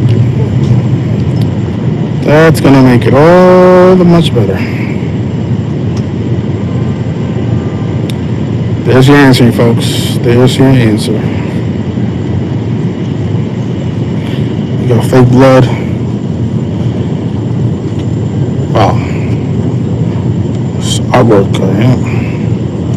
Some ritualistic shit right here. What in the judgment order is going on?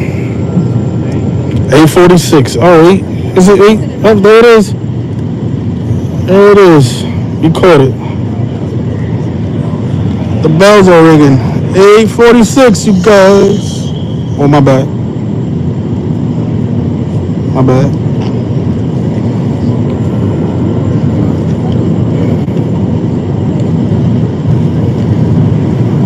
Oh, I get it. So the blood comes in at 846. I get it. This is some ritualistic shit, man. Who's behind this? Oh, now he's crying like a little bitch.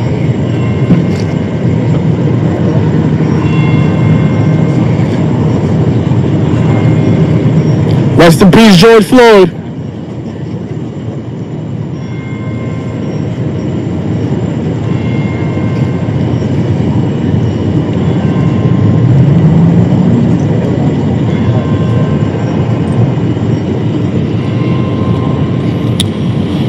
Oh man,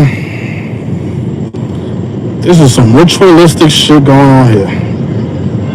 It's the blood of Jesus.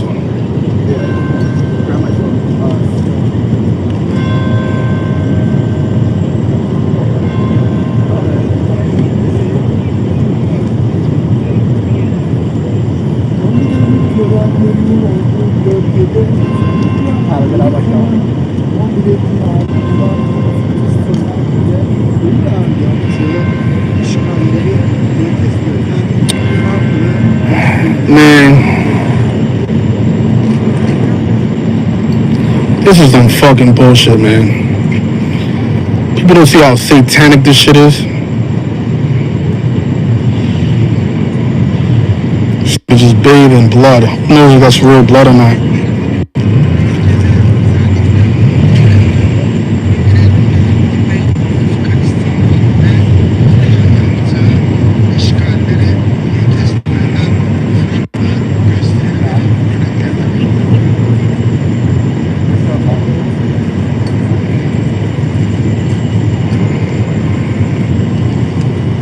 Ain't nothing to see here.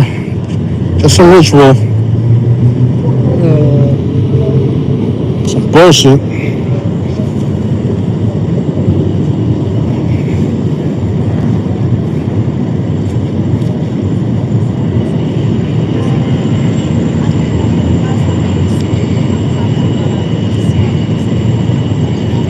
Learn gematria, the practice of coding numbers into words. Don't tell me to shut up. You shut up. Y'all learn gematria. Gematria. Gematria, the practice of coding numbers into words. Tell your audience to learn gematria. I need everybody with a camera to tell their audience to learn gematria. ABC is as easy as 1, 2, 3. ABC, 1, 2, 3, just me and you, girl.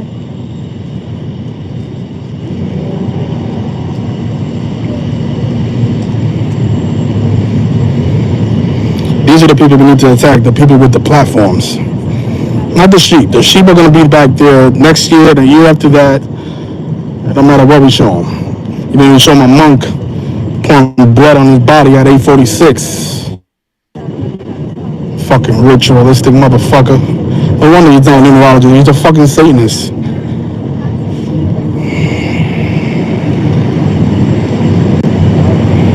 Tell me to shut up. You shut up. I'm fucking mad, nigga.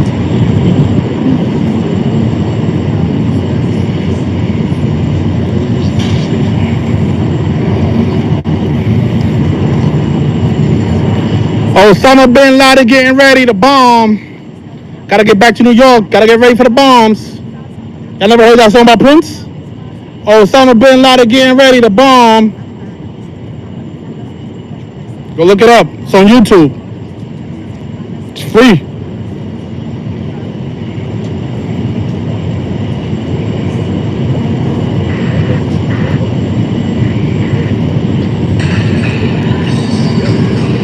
Y'all speak English? Listen to that song. You can hold my phone as well. Listen to the song. Tell me what you think about it. That was about Prince. It came out in 1998, 3 years before the attacks. How did he know about it? Listen to the song. It's not over.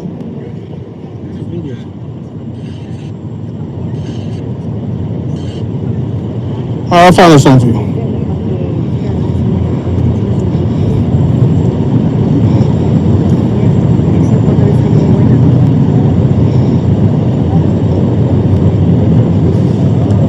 When you go home, search 9/11 predictive programming. 9/11 predictive programming. 9/11 predictive programming. If you want, you can record me. It doesn't matter. I'm not scared of cameras. Right? There's a reason 911 is the emergency dialing code on your phone. Yep. Not a coincidence. There you go. Listen to that song. Tell me what you think about it. Gotta get back to New York. Get it ready for the bombs. That's by Prince.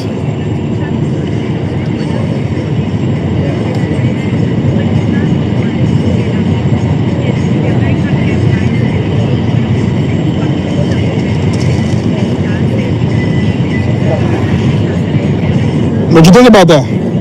How did he know about that? 1998. How did he know Osama even existed? Right? Isn't that spooky? Yeah.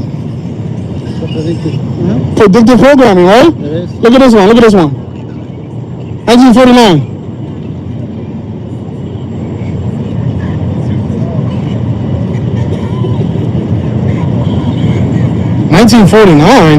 How did the cartoon know that the towers was gonna fall? This is just cartoons. Yeah, look up that video. It's called 9/11 Predictive Programming by ODD TV. I like your wig, man. I like it. Look like George Washington. Today's 201 days after his birthday, by the way. George Washington. Yes, the Twin Towers fell 201 days after his birthday. 201 is a very important number to the Jesuits. The Jesuit Order. You ever heard of the Jesuit Order? It's a secret society ran by the Catholic Church. They're really the ones responsible for 9/11. People don't understand. People don't want to listen to what I'm trying to tell them. Have you heard of the Jesuit Order? Pope Francis is the first openly Jesuit Pope. You know who Pope Francis is? Ventura one? It was a coronavirus simulation that came out in 2019 where they simulated a pandemic. And then what happened on March 11th? We got a pandemic. These people tell us the things before it happens. They do that every single time with everything that they do. There's a bunch of predictive programming for September 11th.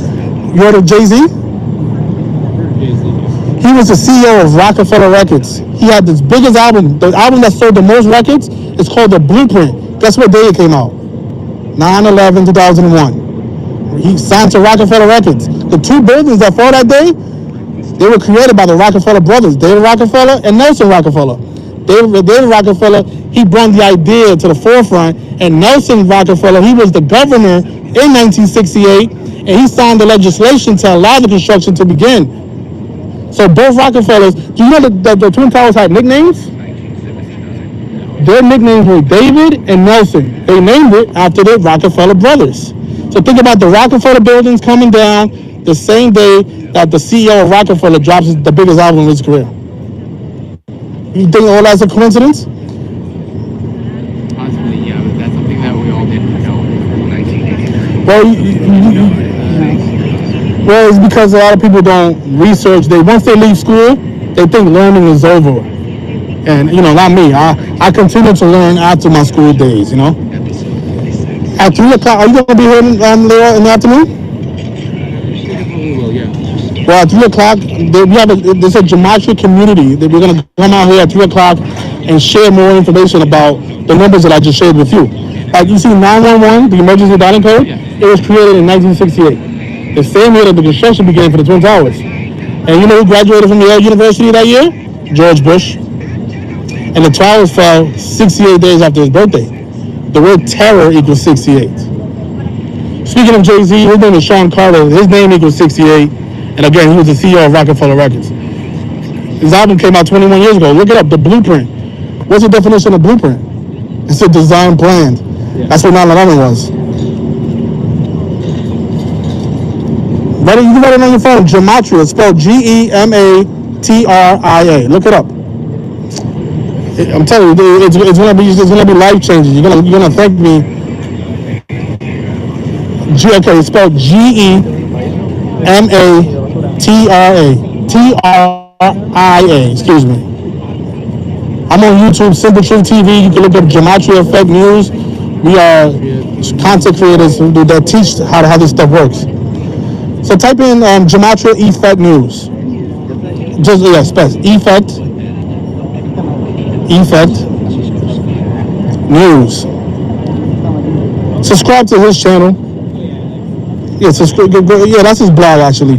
Go to videos. Probably will come up. Yeah, you see the first one? Yeah. Yeah, click on that one. Actually, that's his Twitter page. You're not on Twitter, right? Well, I am on Twitter, but I'm not logged in. Okay, you can go back. I want you to be on the channel. I don't want you to lose access to the channel. Let me see if I can find a video that. You see the one that says TFR? It should take you to the link. Actually, this is his blog. All right, so take a screenshot of his blog. He puts out content every day, exposing how everything that's coming in the media is being contrived by this numerical code known as gematria. If you scroll down. You see, he shows you how all he's doing is measuring from dates, showing you the numerology of words, like how Satan equals 80, just like Baphomet. Like how it was, let me read what it says here. It's 80 days after Donald Trump's birthday. You know what MAGA stands for? I'm sharing information. Am I being... To share information is inappropriate? How would you feel if you was teaching somebody something and somebody told you to move out the way? How would you feel about that? I think we're done right now.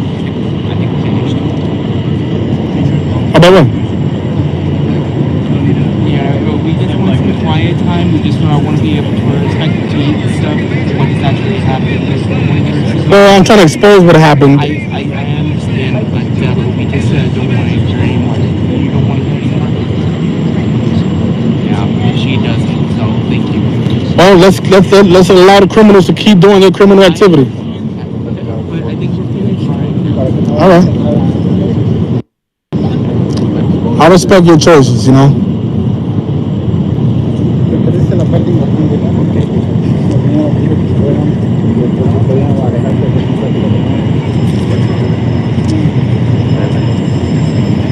Yeah, this is why I don't like interacting with sheeple. But let's go back to the monk. I see the blood has dripped all the way down. This fucking weirdo motherfucker right here. Some Satanist shit going on right here. Man, I thought this was one of the good guys, you know.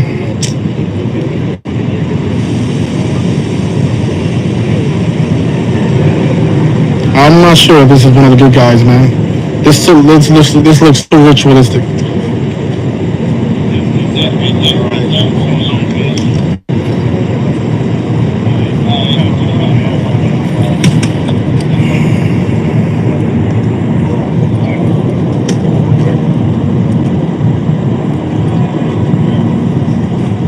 Yeah, I don't want to be rude to these people saying to shut the fuck up because that's going to draw attention to me. And I don't want no police activity coming my way. Everybody's attention it's to the guy with the fake blood on his body. You see this what I mean? Taking pictures of me? Let me know if you're ready. I don't mind. All right. I'm take pictures. I'm not scared of cameras, man.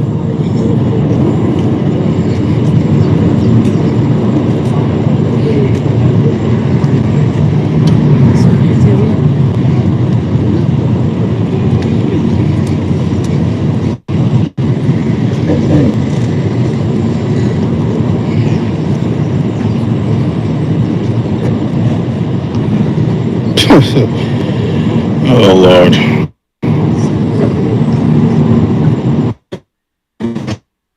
Get out this farm. Gotta get away from these sheep, man. Might get some bugs on me.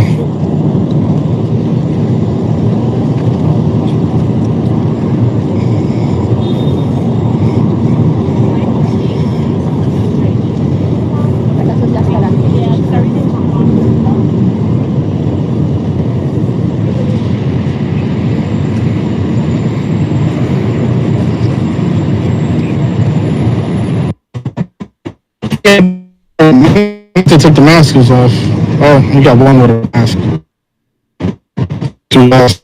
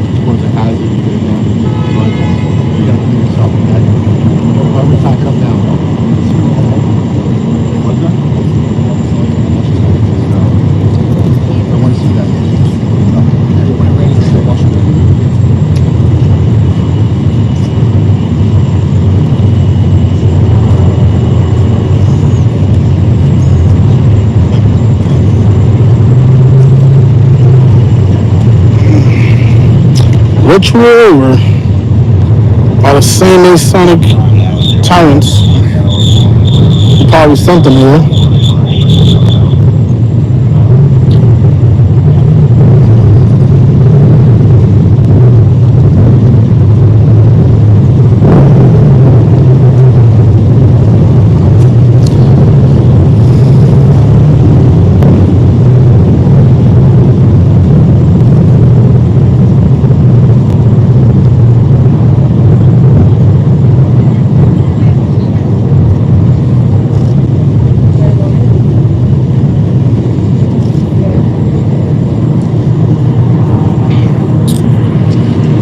Well, since you're sitting there, at least tell them about 77. I mean, come on.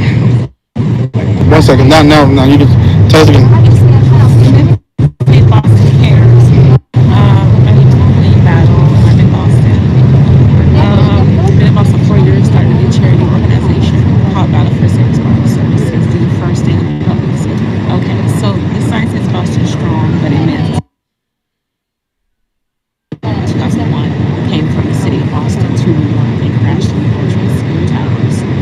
So they say. So that actually, in my opinion, it was a fact. Okay. So, and I also had the opportunity to both volunteer at Boston Logan Airport doing first aid services, as well as I worked at Boston Logan Airport as an employee. So I know the people of Boston Logan Airport. They are. Did you know anybody that died?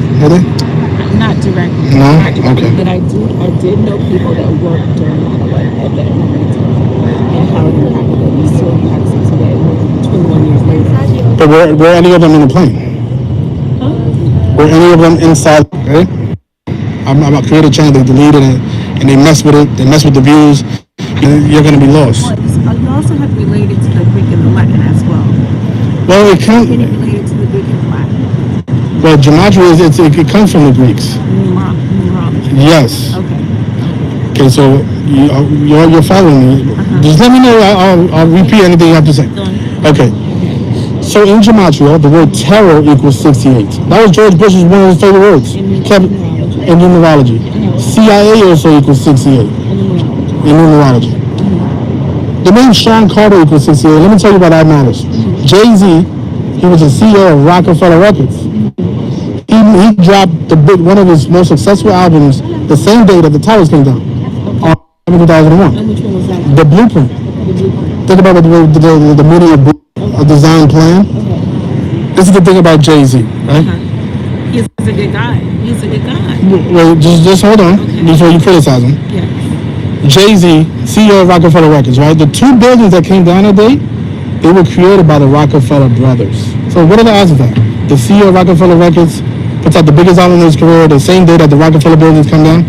His name equals 68, like the towers construction began in 1968. And it's a lot more. When you write out Rockefeller Records, it equals 97. The name Carter equals 97. And you know who died at the age of 97? John Rockefeller, the grandfather of David and Nelson. Do you know that the Twin Towers had nicknames? Yes, the two towers had nicknames. One was called David, and the other one was called Nelson. This is the fact. You can verify this on your cell phone. Do you know anybody in New York at that time that died? Well, no, I don't. You didn't know them? No. Do you know anybody that knew anybody during this time? Even if that's not even important. You know why that's not important? It's not important. No, let me tell you why.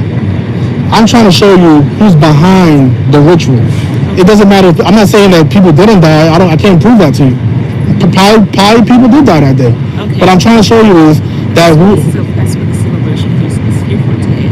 It's remembering those who did die. yeah, but what I'm trying to bring to light is the people who are actually behind that event.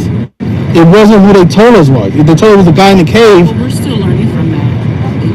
Well, it's been 21 years, and we have the information of it. It's been 21 years. It's also been 100 million people have been born since 21. 1 million. But that doesn't take away the fact that somebody committed a crime. You know, there is no. Just one person committed a crime. It was a multitude of people that committed a crime. Let me tell you something. There is no statute of limitations for murder. Okay?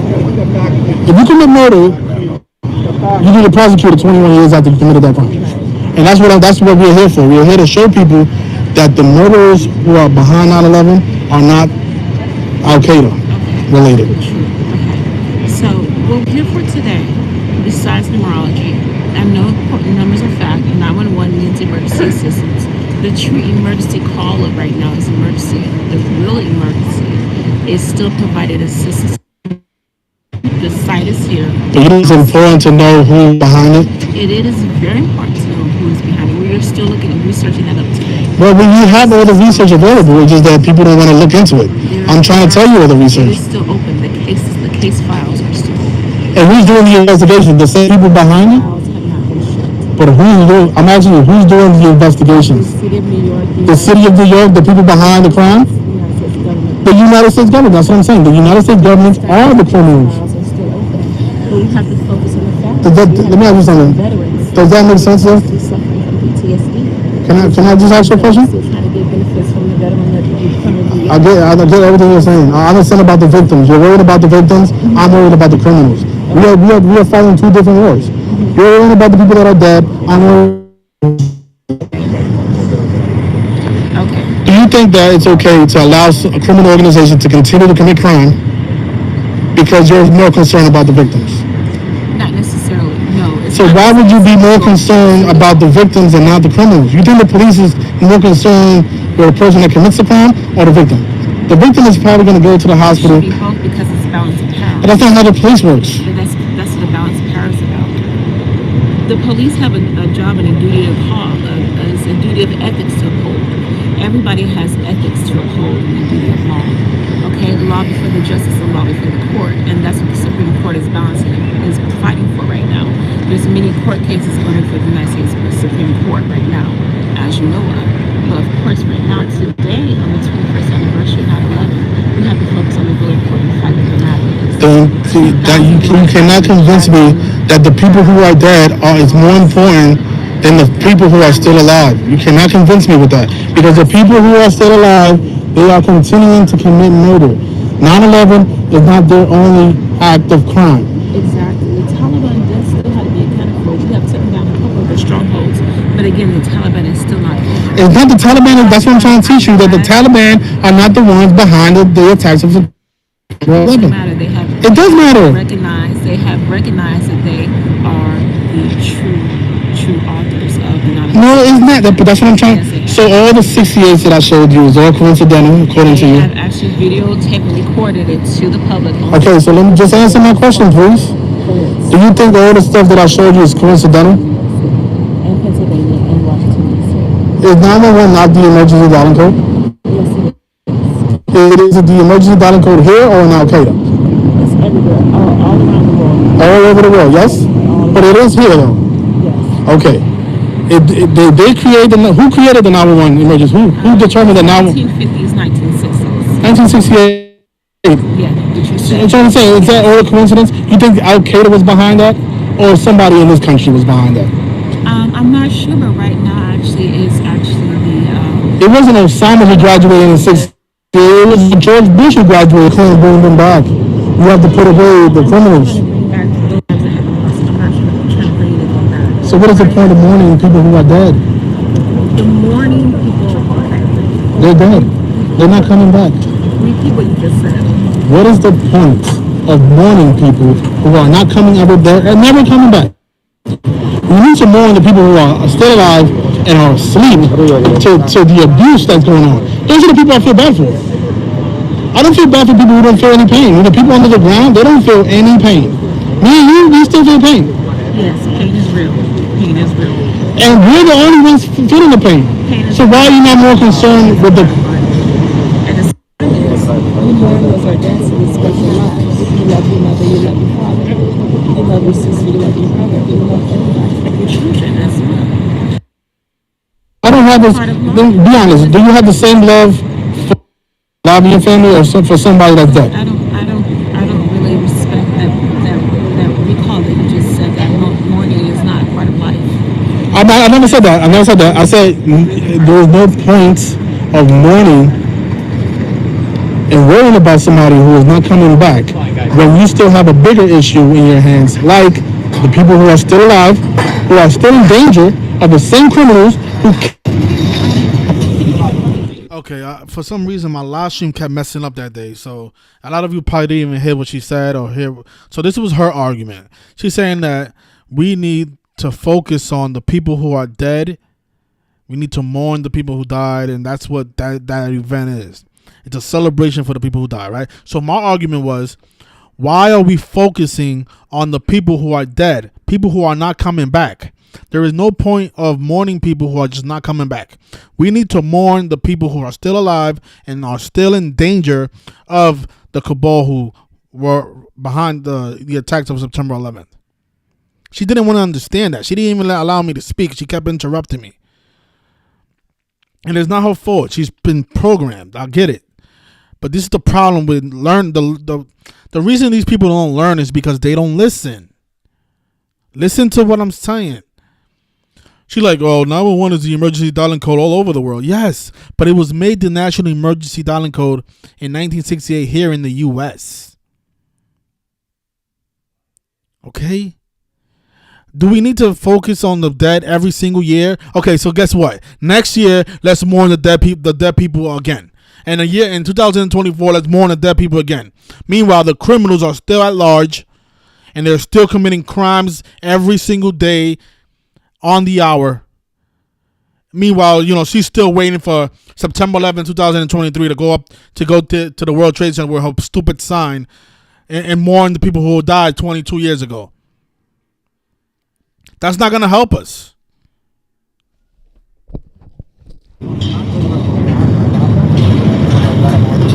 I do appreciate you speaking with me, but you have to. Have you lost something that you love so much? My father. I lost my father. How long did it take you to get over that? To recall this? Not 21 years. You may not feel those feelings. You may not understand your emotions, but you're still all grieving from it. There's different stages. But you have to understand, right? My father died from health reasons, right? If my father was murdered, 9/11 never existed. You just said it minutes ago. Well, what did I say exactly? Verbatim. You just said those words verbatim. What did I say? 9/11 never existed. That's not what I said. No. And then this is shit that gets on my nerve. Like, she's saying shit that I never even said. You said 911 never existed. Like, what the fuck? When did I even say that? That shit doesn't even make sense. 911 did. Oh my gosh, this bitch is dumb. I want to say the word bitch, but this bitch is dumb. This bitch is fucking stupid. What I said was, the people behind 9/11 are not the people who they told us were behind 9/11. The people behind 9/11 are the Jesuit order. They're the ones doing things ritualistically. She wants to keep mourning dead people. For what reason? Meanwhile, there's millions and thousands of people who are still alive and are still in danger by the same people who put those other people in the ground. Fuck, man. Said, it's debatable that there was even planes involved. If you want to get into that, maybe that's what I meant. But I wouldn't say that because that doesn't make sense. We had 2 towers, now we have 1. So obviously something happened that day. And if you want to debate whether there was planes involved, that's a different topic for a different day. My thing is, I don't think you should be more concerned instead of worrying about who was behind it, because the people behind it are still committing more crimes, like COVID-19, 19 years after the 19 hijackers. There has to be a balance. You have to take care of the living as well as, of course, take care of justice. Justice has to be served as well as the families. The families have to be recompensated from the United States government. They still have not been able to bury their loss, as well as they still have not been able to find the bones of their loved ones from 9/11. They still have not been But they did find passports that day. So, okay, they have been able to find some passports. They have not been able to find remains. They're still digging for remains. You know, Prince had a song called "Osama's Getting Ready to Bomb." It came out in 1998. Have you heard that song? Have you heard that song? Be honest. Well, thank you so much. I'm trying to understand what a little bit that I do understand about 9/11, but at least you let me clarify it a little bit. So I really do appreciate it. You find out that 911 same number 68, even though that's even more strange. It's a little bit numerology. It's a little bit deeper. Yes, it is. Well, it is deeper than numerology, but the numerology is relevant. You can't. It is very relevant to the number, and it's very relevant to the date, but it's a little bit deeper than that. Okay. Well, I'm not debating how deep it is. I'm just trying to show you the surface stuff, so you can look into the deeper stuff. I can't show you the deeper stuff, and you haven't even understood the basic stuff. I'm trying to introduce you to numerology and show you how they do things by the. We won't understand everything, whether it's grieving or whether it's pain or whether it's feelings, whether it's crying, whatever it is. There still takes 21 years later or not, it still takes time. Well, okay, we can agree to disagree then. Another baby born, another life lost. It still takes time. Everything takes time. Well, we're running out of time. That's what I'm trying to show you. Oh, speaking of 68, you know the Jets won the Super Bowl that year as well. The Jets. You have a good one, okay?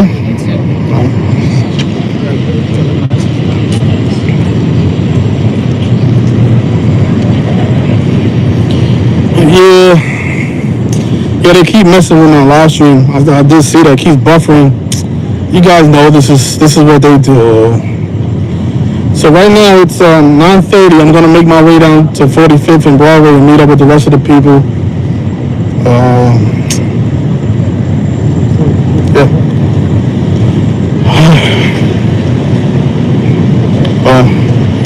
I'll see you guys in about an hour and a half. Peace. Oh my God, my head hurts. So imagine going through all that. Do you know that's why when I got to Broadway, that's why I felt like this shit was worthless? Because I just encountered so many dumb people, and just like this lady wants to mourn the people who are dead. She wants to mourn them every single year as long as it takes. Meanwhile, the people behind the crime are still at large. You see, when the cops when they arrive to a scene, they're not concerned with the victim. They're concerned with the person responsible for the crime. Okay? It's just like, okay, the victim is dead, right? Put a sheet over him, call the paramedics, and let's get him out of here, and let's start investigating to see who was responsible for that. That's how the police behaves. That's how they conduct their investigation. The minute a crime is committed, they start researching and trying to find out who was behind that crime. The cops don't say, well, you know, this woman was murdered. Let's mourn her. Let's mourn her along with her family. And let's just let the person responsible just, you know, go on by their business and let's just keep mourning this person who just finished dying. No, that's not how it works. A person dies, you find out how that person died. Okay? That's what the point is of me going out there. Like this lady just not understanding the point. She's talking about, oh, the Taliban are behind it. No, they're not. The Taliban are not behind September 11th.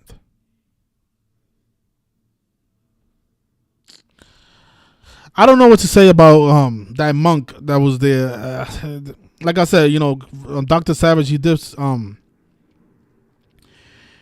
pull up this Bible verse from the King James Bible, which happens to equal 846, and it talks about how, you know, sprinkling the blood of Jesus Christ, something with spirits, and I don't know. It was just weird. But yeah, that guy, I think that was real blood, you know. Now that I look at it over, I think that was real blood. Ugh. Talk about Jeffrey Dahmer.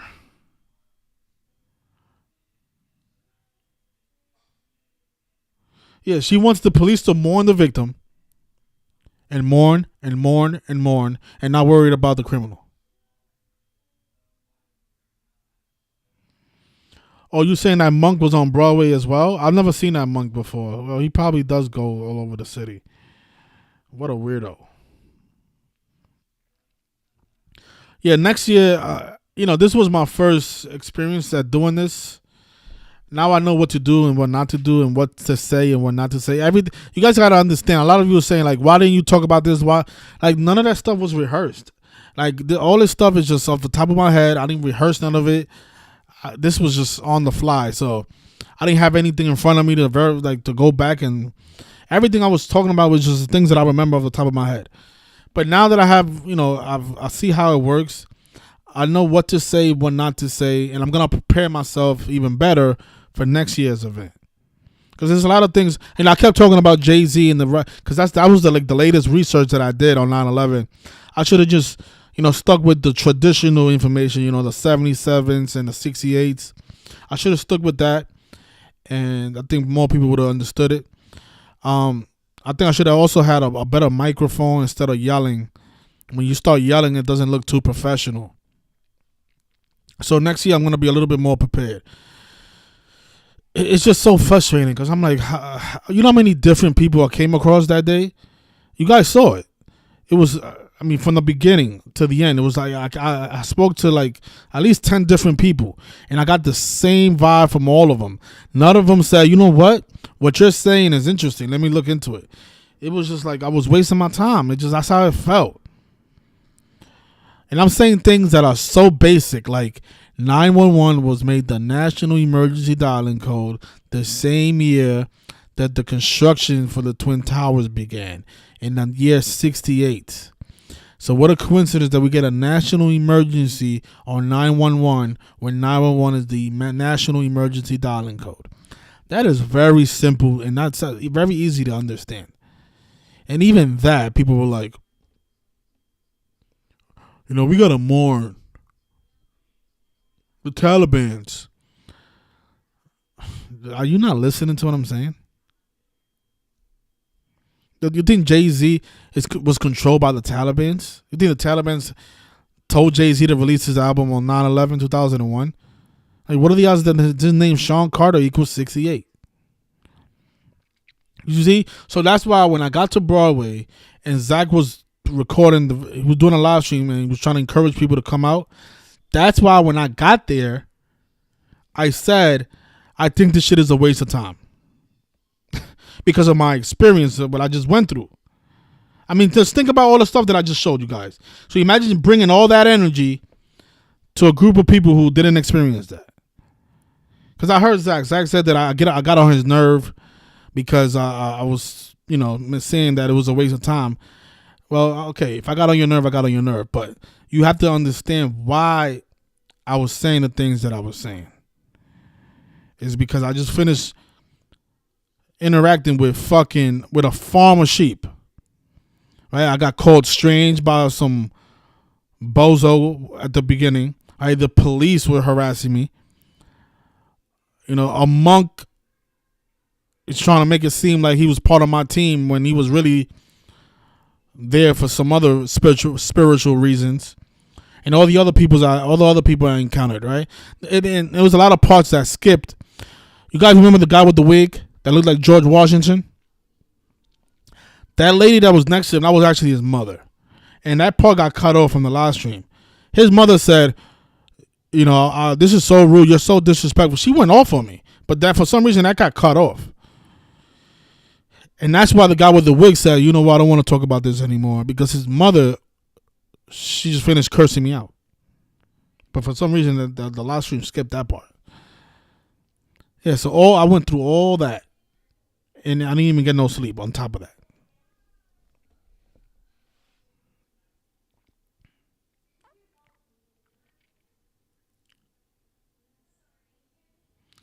Okay, so the video that ODD, you mean, yeah. I mean, that is a great video. I mean, that's, I don't know. I think I was showing people basic stuff like, even the Prince. I was trying to find the simplest things to talk about.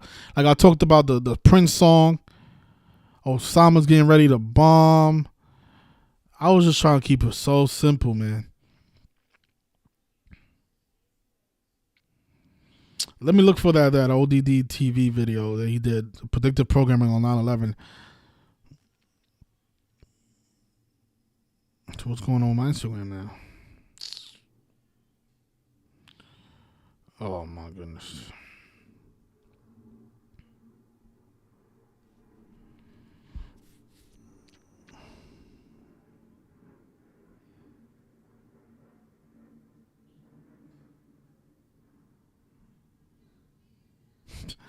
Now my Instagram doesn't want to work. You see, this is what I mean.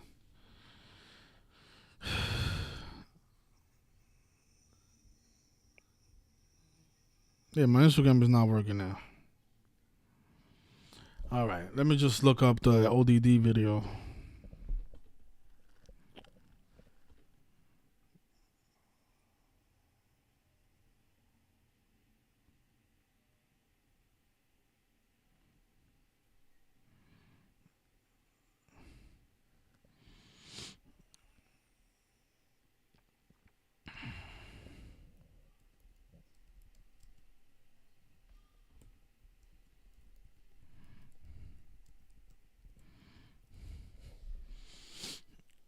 So let's see if I can find it.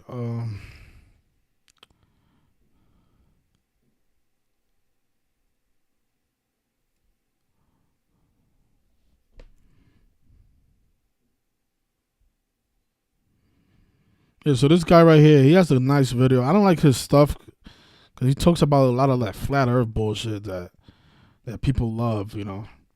But he does have a great 9/11 predictive programming video. This one right here. This is a great video right here. I can't play it because I'll probably get a copyright strike. But I'm gonna link this in the chat if you guys haven't seen it. I like what he wrote. He wrote 100% proof of Hollywood brainwashing and foreknowledge. Yeah. I think this is proof.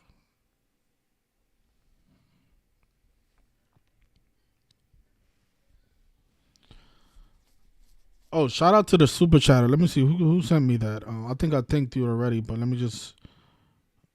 I forgot who it was. Let me see. It was.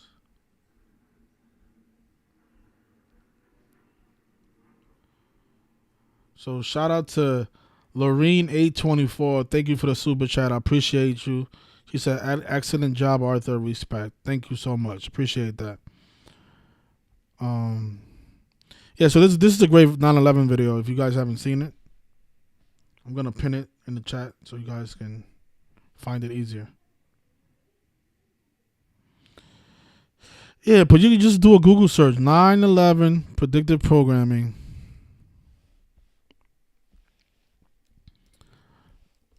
It's just so much stuff, you know. I'm gonna be a little bit better next time. I guarantee it, because now I have way more experience. I mean, just this with the Bart Simpson with the 9/11 on it. There's so much stuff. All these books. This one here, the Supertramp magazine cover. Squeeze movie cover. Cookie Monster.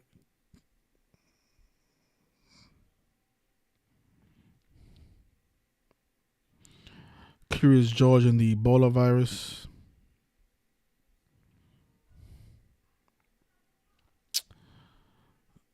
Yeah. But yeah, this is a great find. This Bible verse just happens to equal 846. And you guys saw the monk. He waited exactly to the 846 mark to do that. If you guys want to call in, the number is 646-986-0958. Let me write the number on the screen so you guys can see it. And tell me what you guys think about this experience, what you saw. What can we do better? Any tips for me for next time? All right, so I think you can see it now. The number's on the screen right now. So if you want to call in, the number is 646-986-0958. Yeah, I remember that. John, I think it was David Rockefeller or John Rockefeller. His clock said 9/11.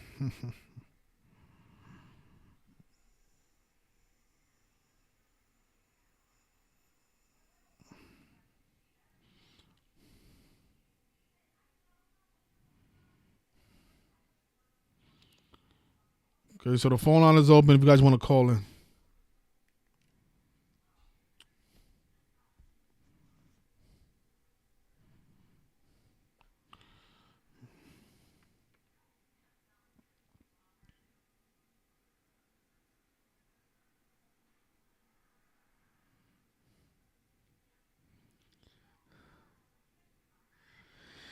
Yeah, that too.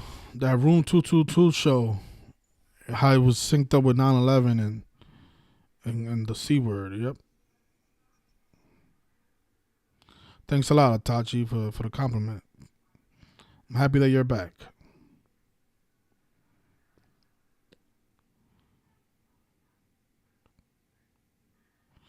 Yeah, I was going against the whole farm. Yeah, man, it was just so frustrating, you know. And then that lady was just like, "We need to mourn the dead."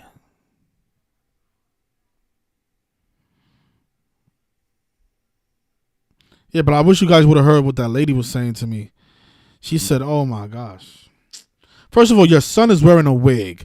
You see, miss, you're not even a." I gotta keep my mouth shut.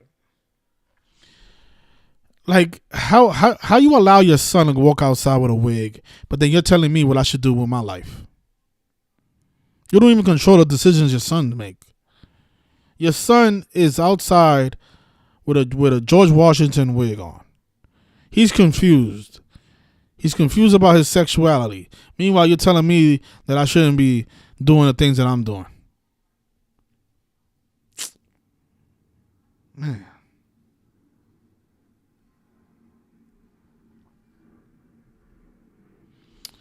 All right, since nobody wants to call in, I think we can end it there. Yeah, but that's what I'm saying. You got like, okay, she told me like you need to be more mindful of the victims. You know, you're very rude and disrespectful. She said a whole bunch of shit that I didn't even get to capture on camera. She said that I wasn't raised right, that this wasn't the right thing to do, that I was disrespectful, that I didn't have any manners. And I'm like, okay. Meanwhile, your son is wearing a wig. Your son is a homosexual. You're telling me that what I should be doing is not right. How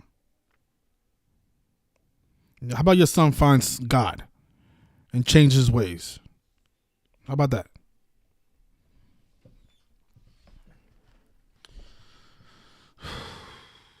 The one guy mentioned that families of the victims received on average $1 million, and the terms were that they could not question the official narrative.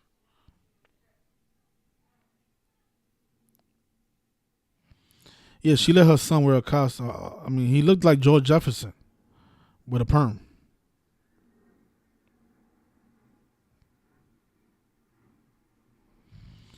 Yeah, I just it gets on my nerve when people say that we are disrespecting the dead. How? We're trying to look out for the dead more than what the victims of the families. We're doing more for the deceased than the families of the victim. Because we are investigating that person's death. And we are proving who's behind it. We're doing police work.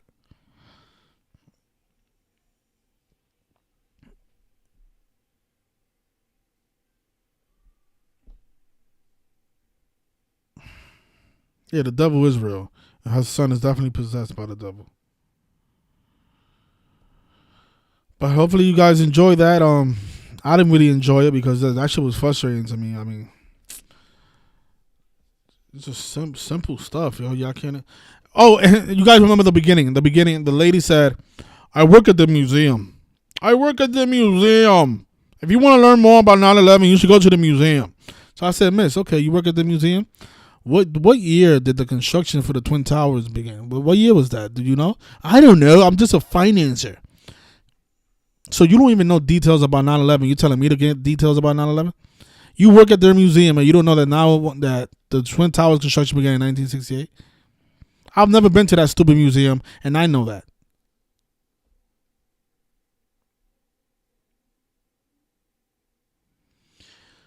Yes, but that's what I'm saying. So she sees this guy getting all this blood poured on him. She doesn't see nothing wrong with that.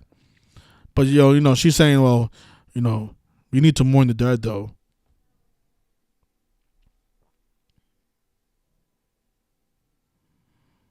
Yeah, the devil is real.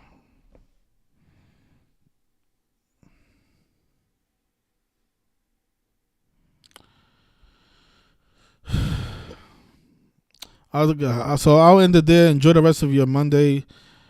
Enjoy your so-called Columbus. I know a lot of you are off today. Columbus Day. Another fraud. Christopher Columbus. The guy with the CC initials. You guys remember in 2017 when the Yankees beat the Indians on Columbus Day? Now the Yankees are playing the Indians tomorrow, a day after Columbus Day. And today the Redskins, well, not the Redskins, the Chiefs are playing the Raiders on Columbus Day on Monday Night Football. Think about that. Just mockery.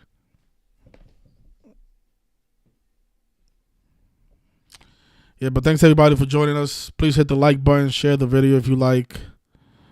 Yeah, Christopher Columbus CC. Definitely a Raider himself. Columbus Day.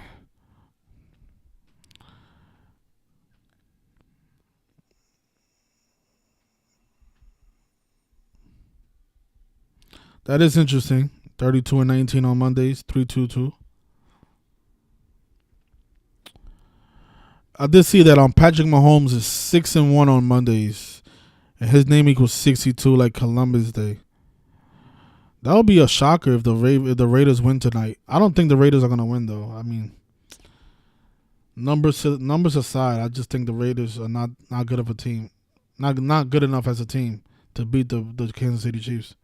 But anything can happen. We know how scripted it all is.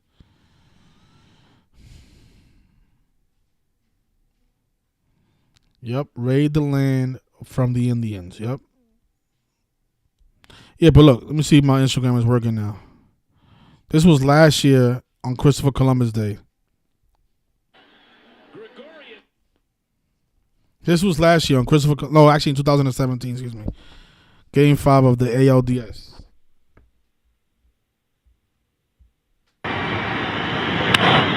Gregorius with a drive to right field and gone! Sir second of the postseason. A little bit.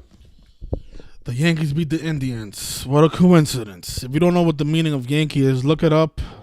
A Yankee is no different than a Raider. It's almost the same thing. You see, Yankee dictionary definition.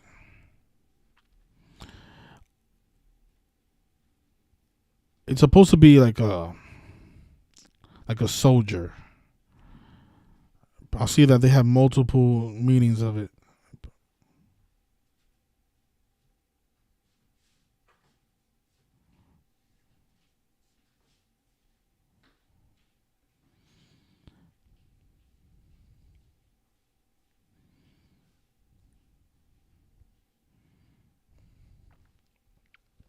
So it said during the Civil War and even after the war came to an end, Yankee was a term used by Southerners to describe their rivals from the Union or northern side of the conflict.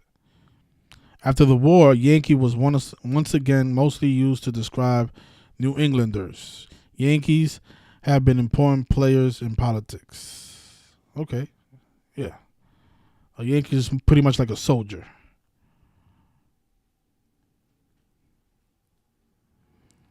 All right, think about that. Yankees, Indians, Christopher Columbus, April 7th, 1862, 4-7. Symbolism in sports. This was such an easy call, too. This was game 5. This was an easy call. Who you going to pick on Christopher Columbus Day, the Yankees or the Indians? Not hard to see. I don't know what's going on with this fucking porn website that keeps coming on my chat.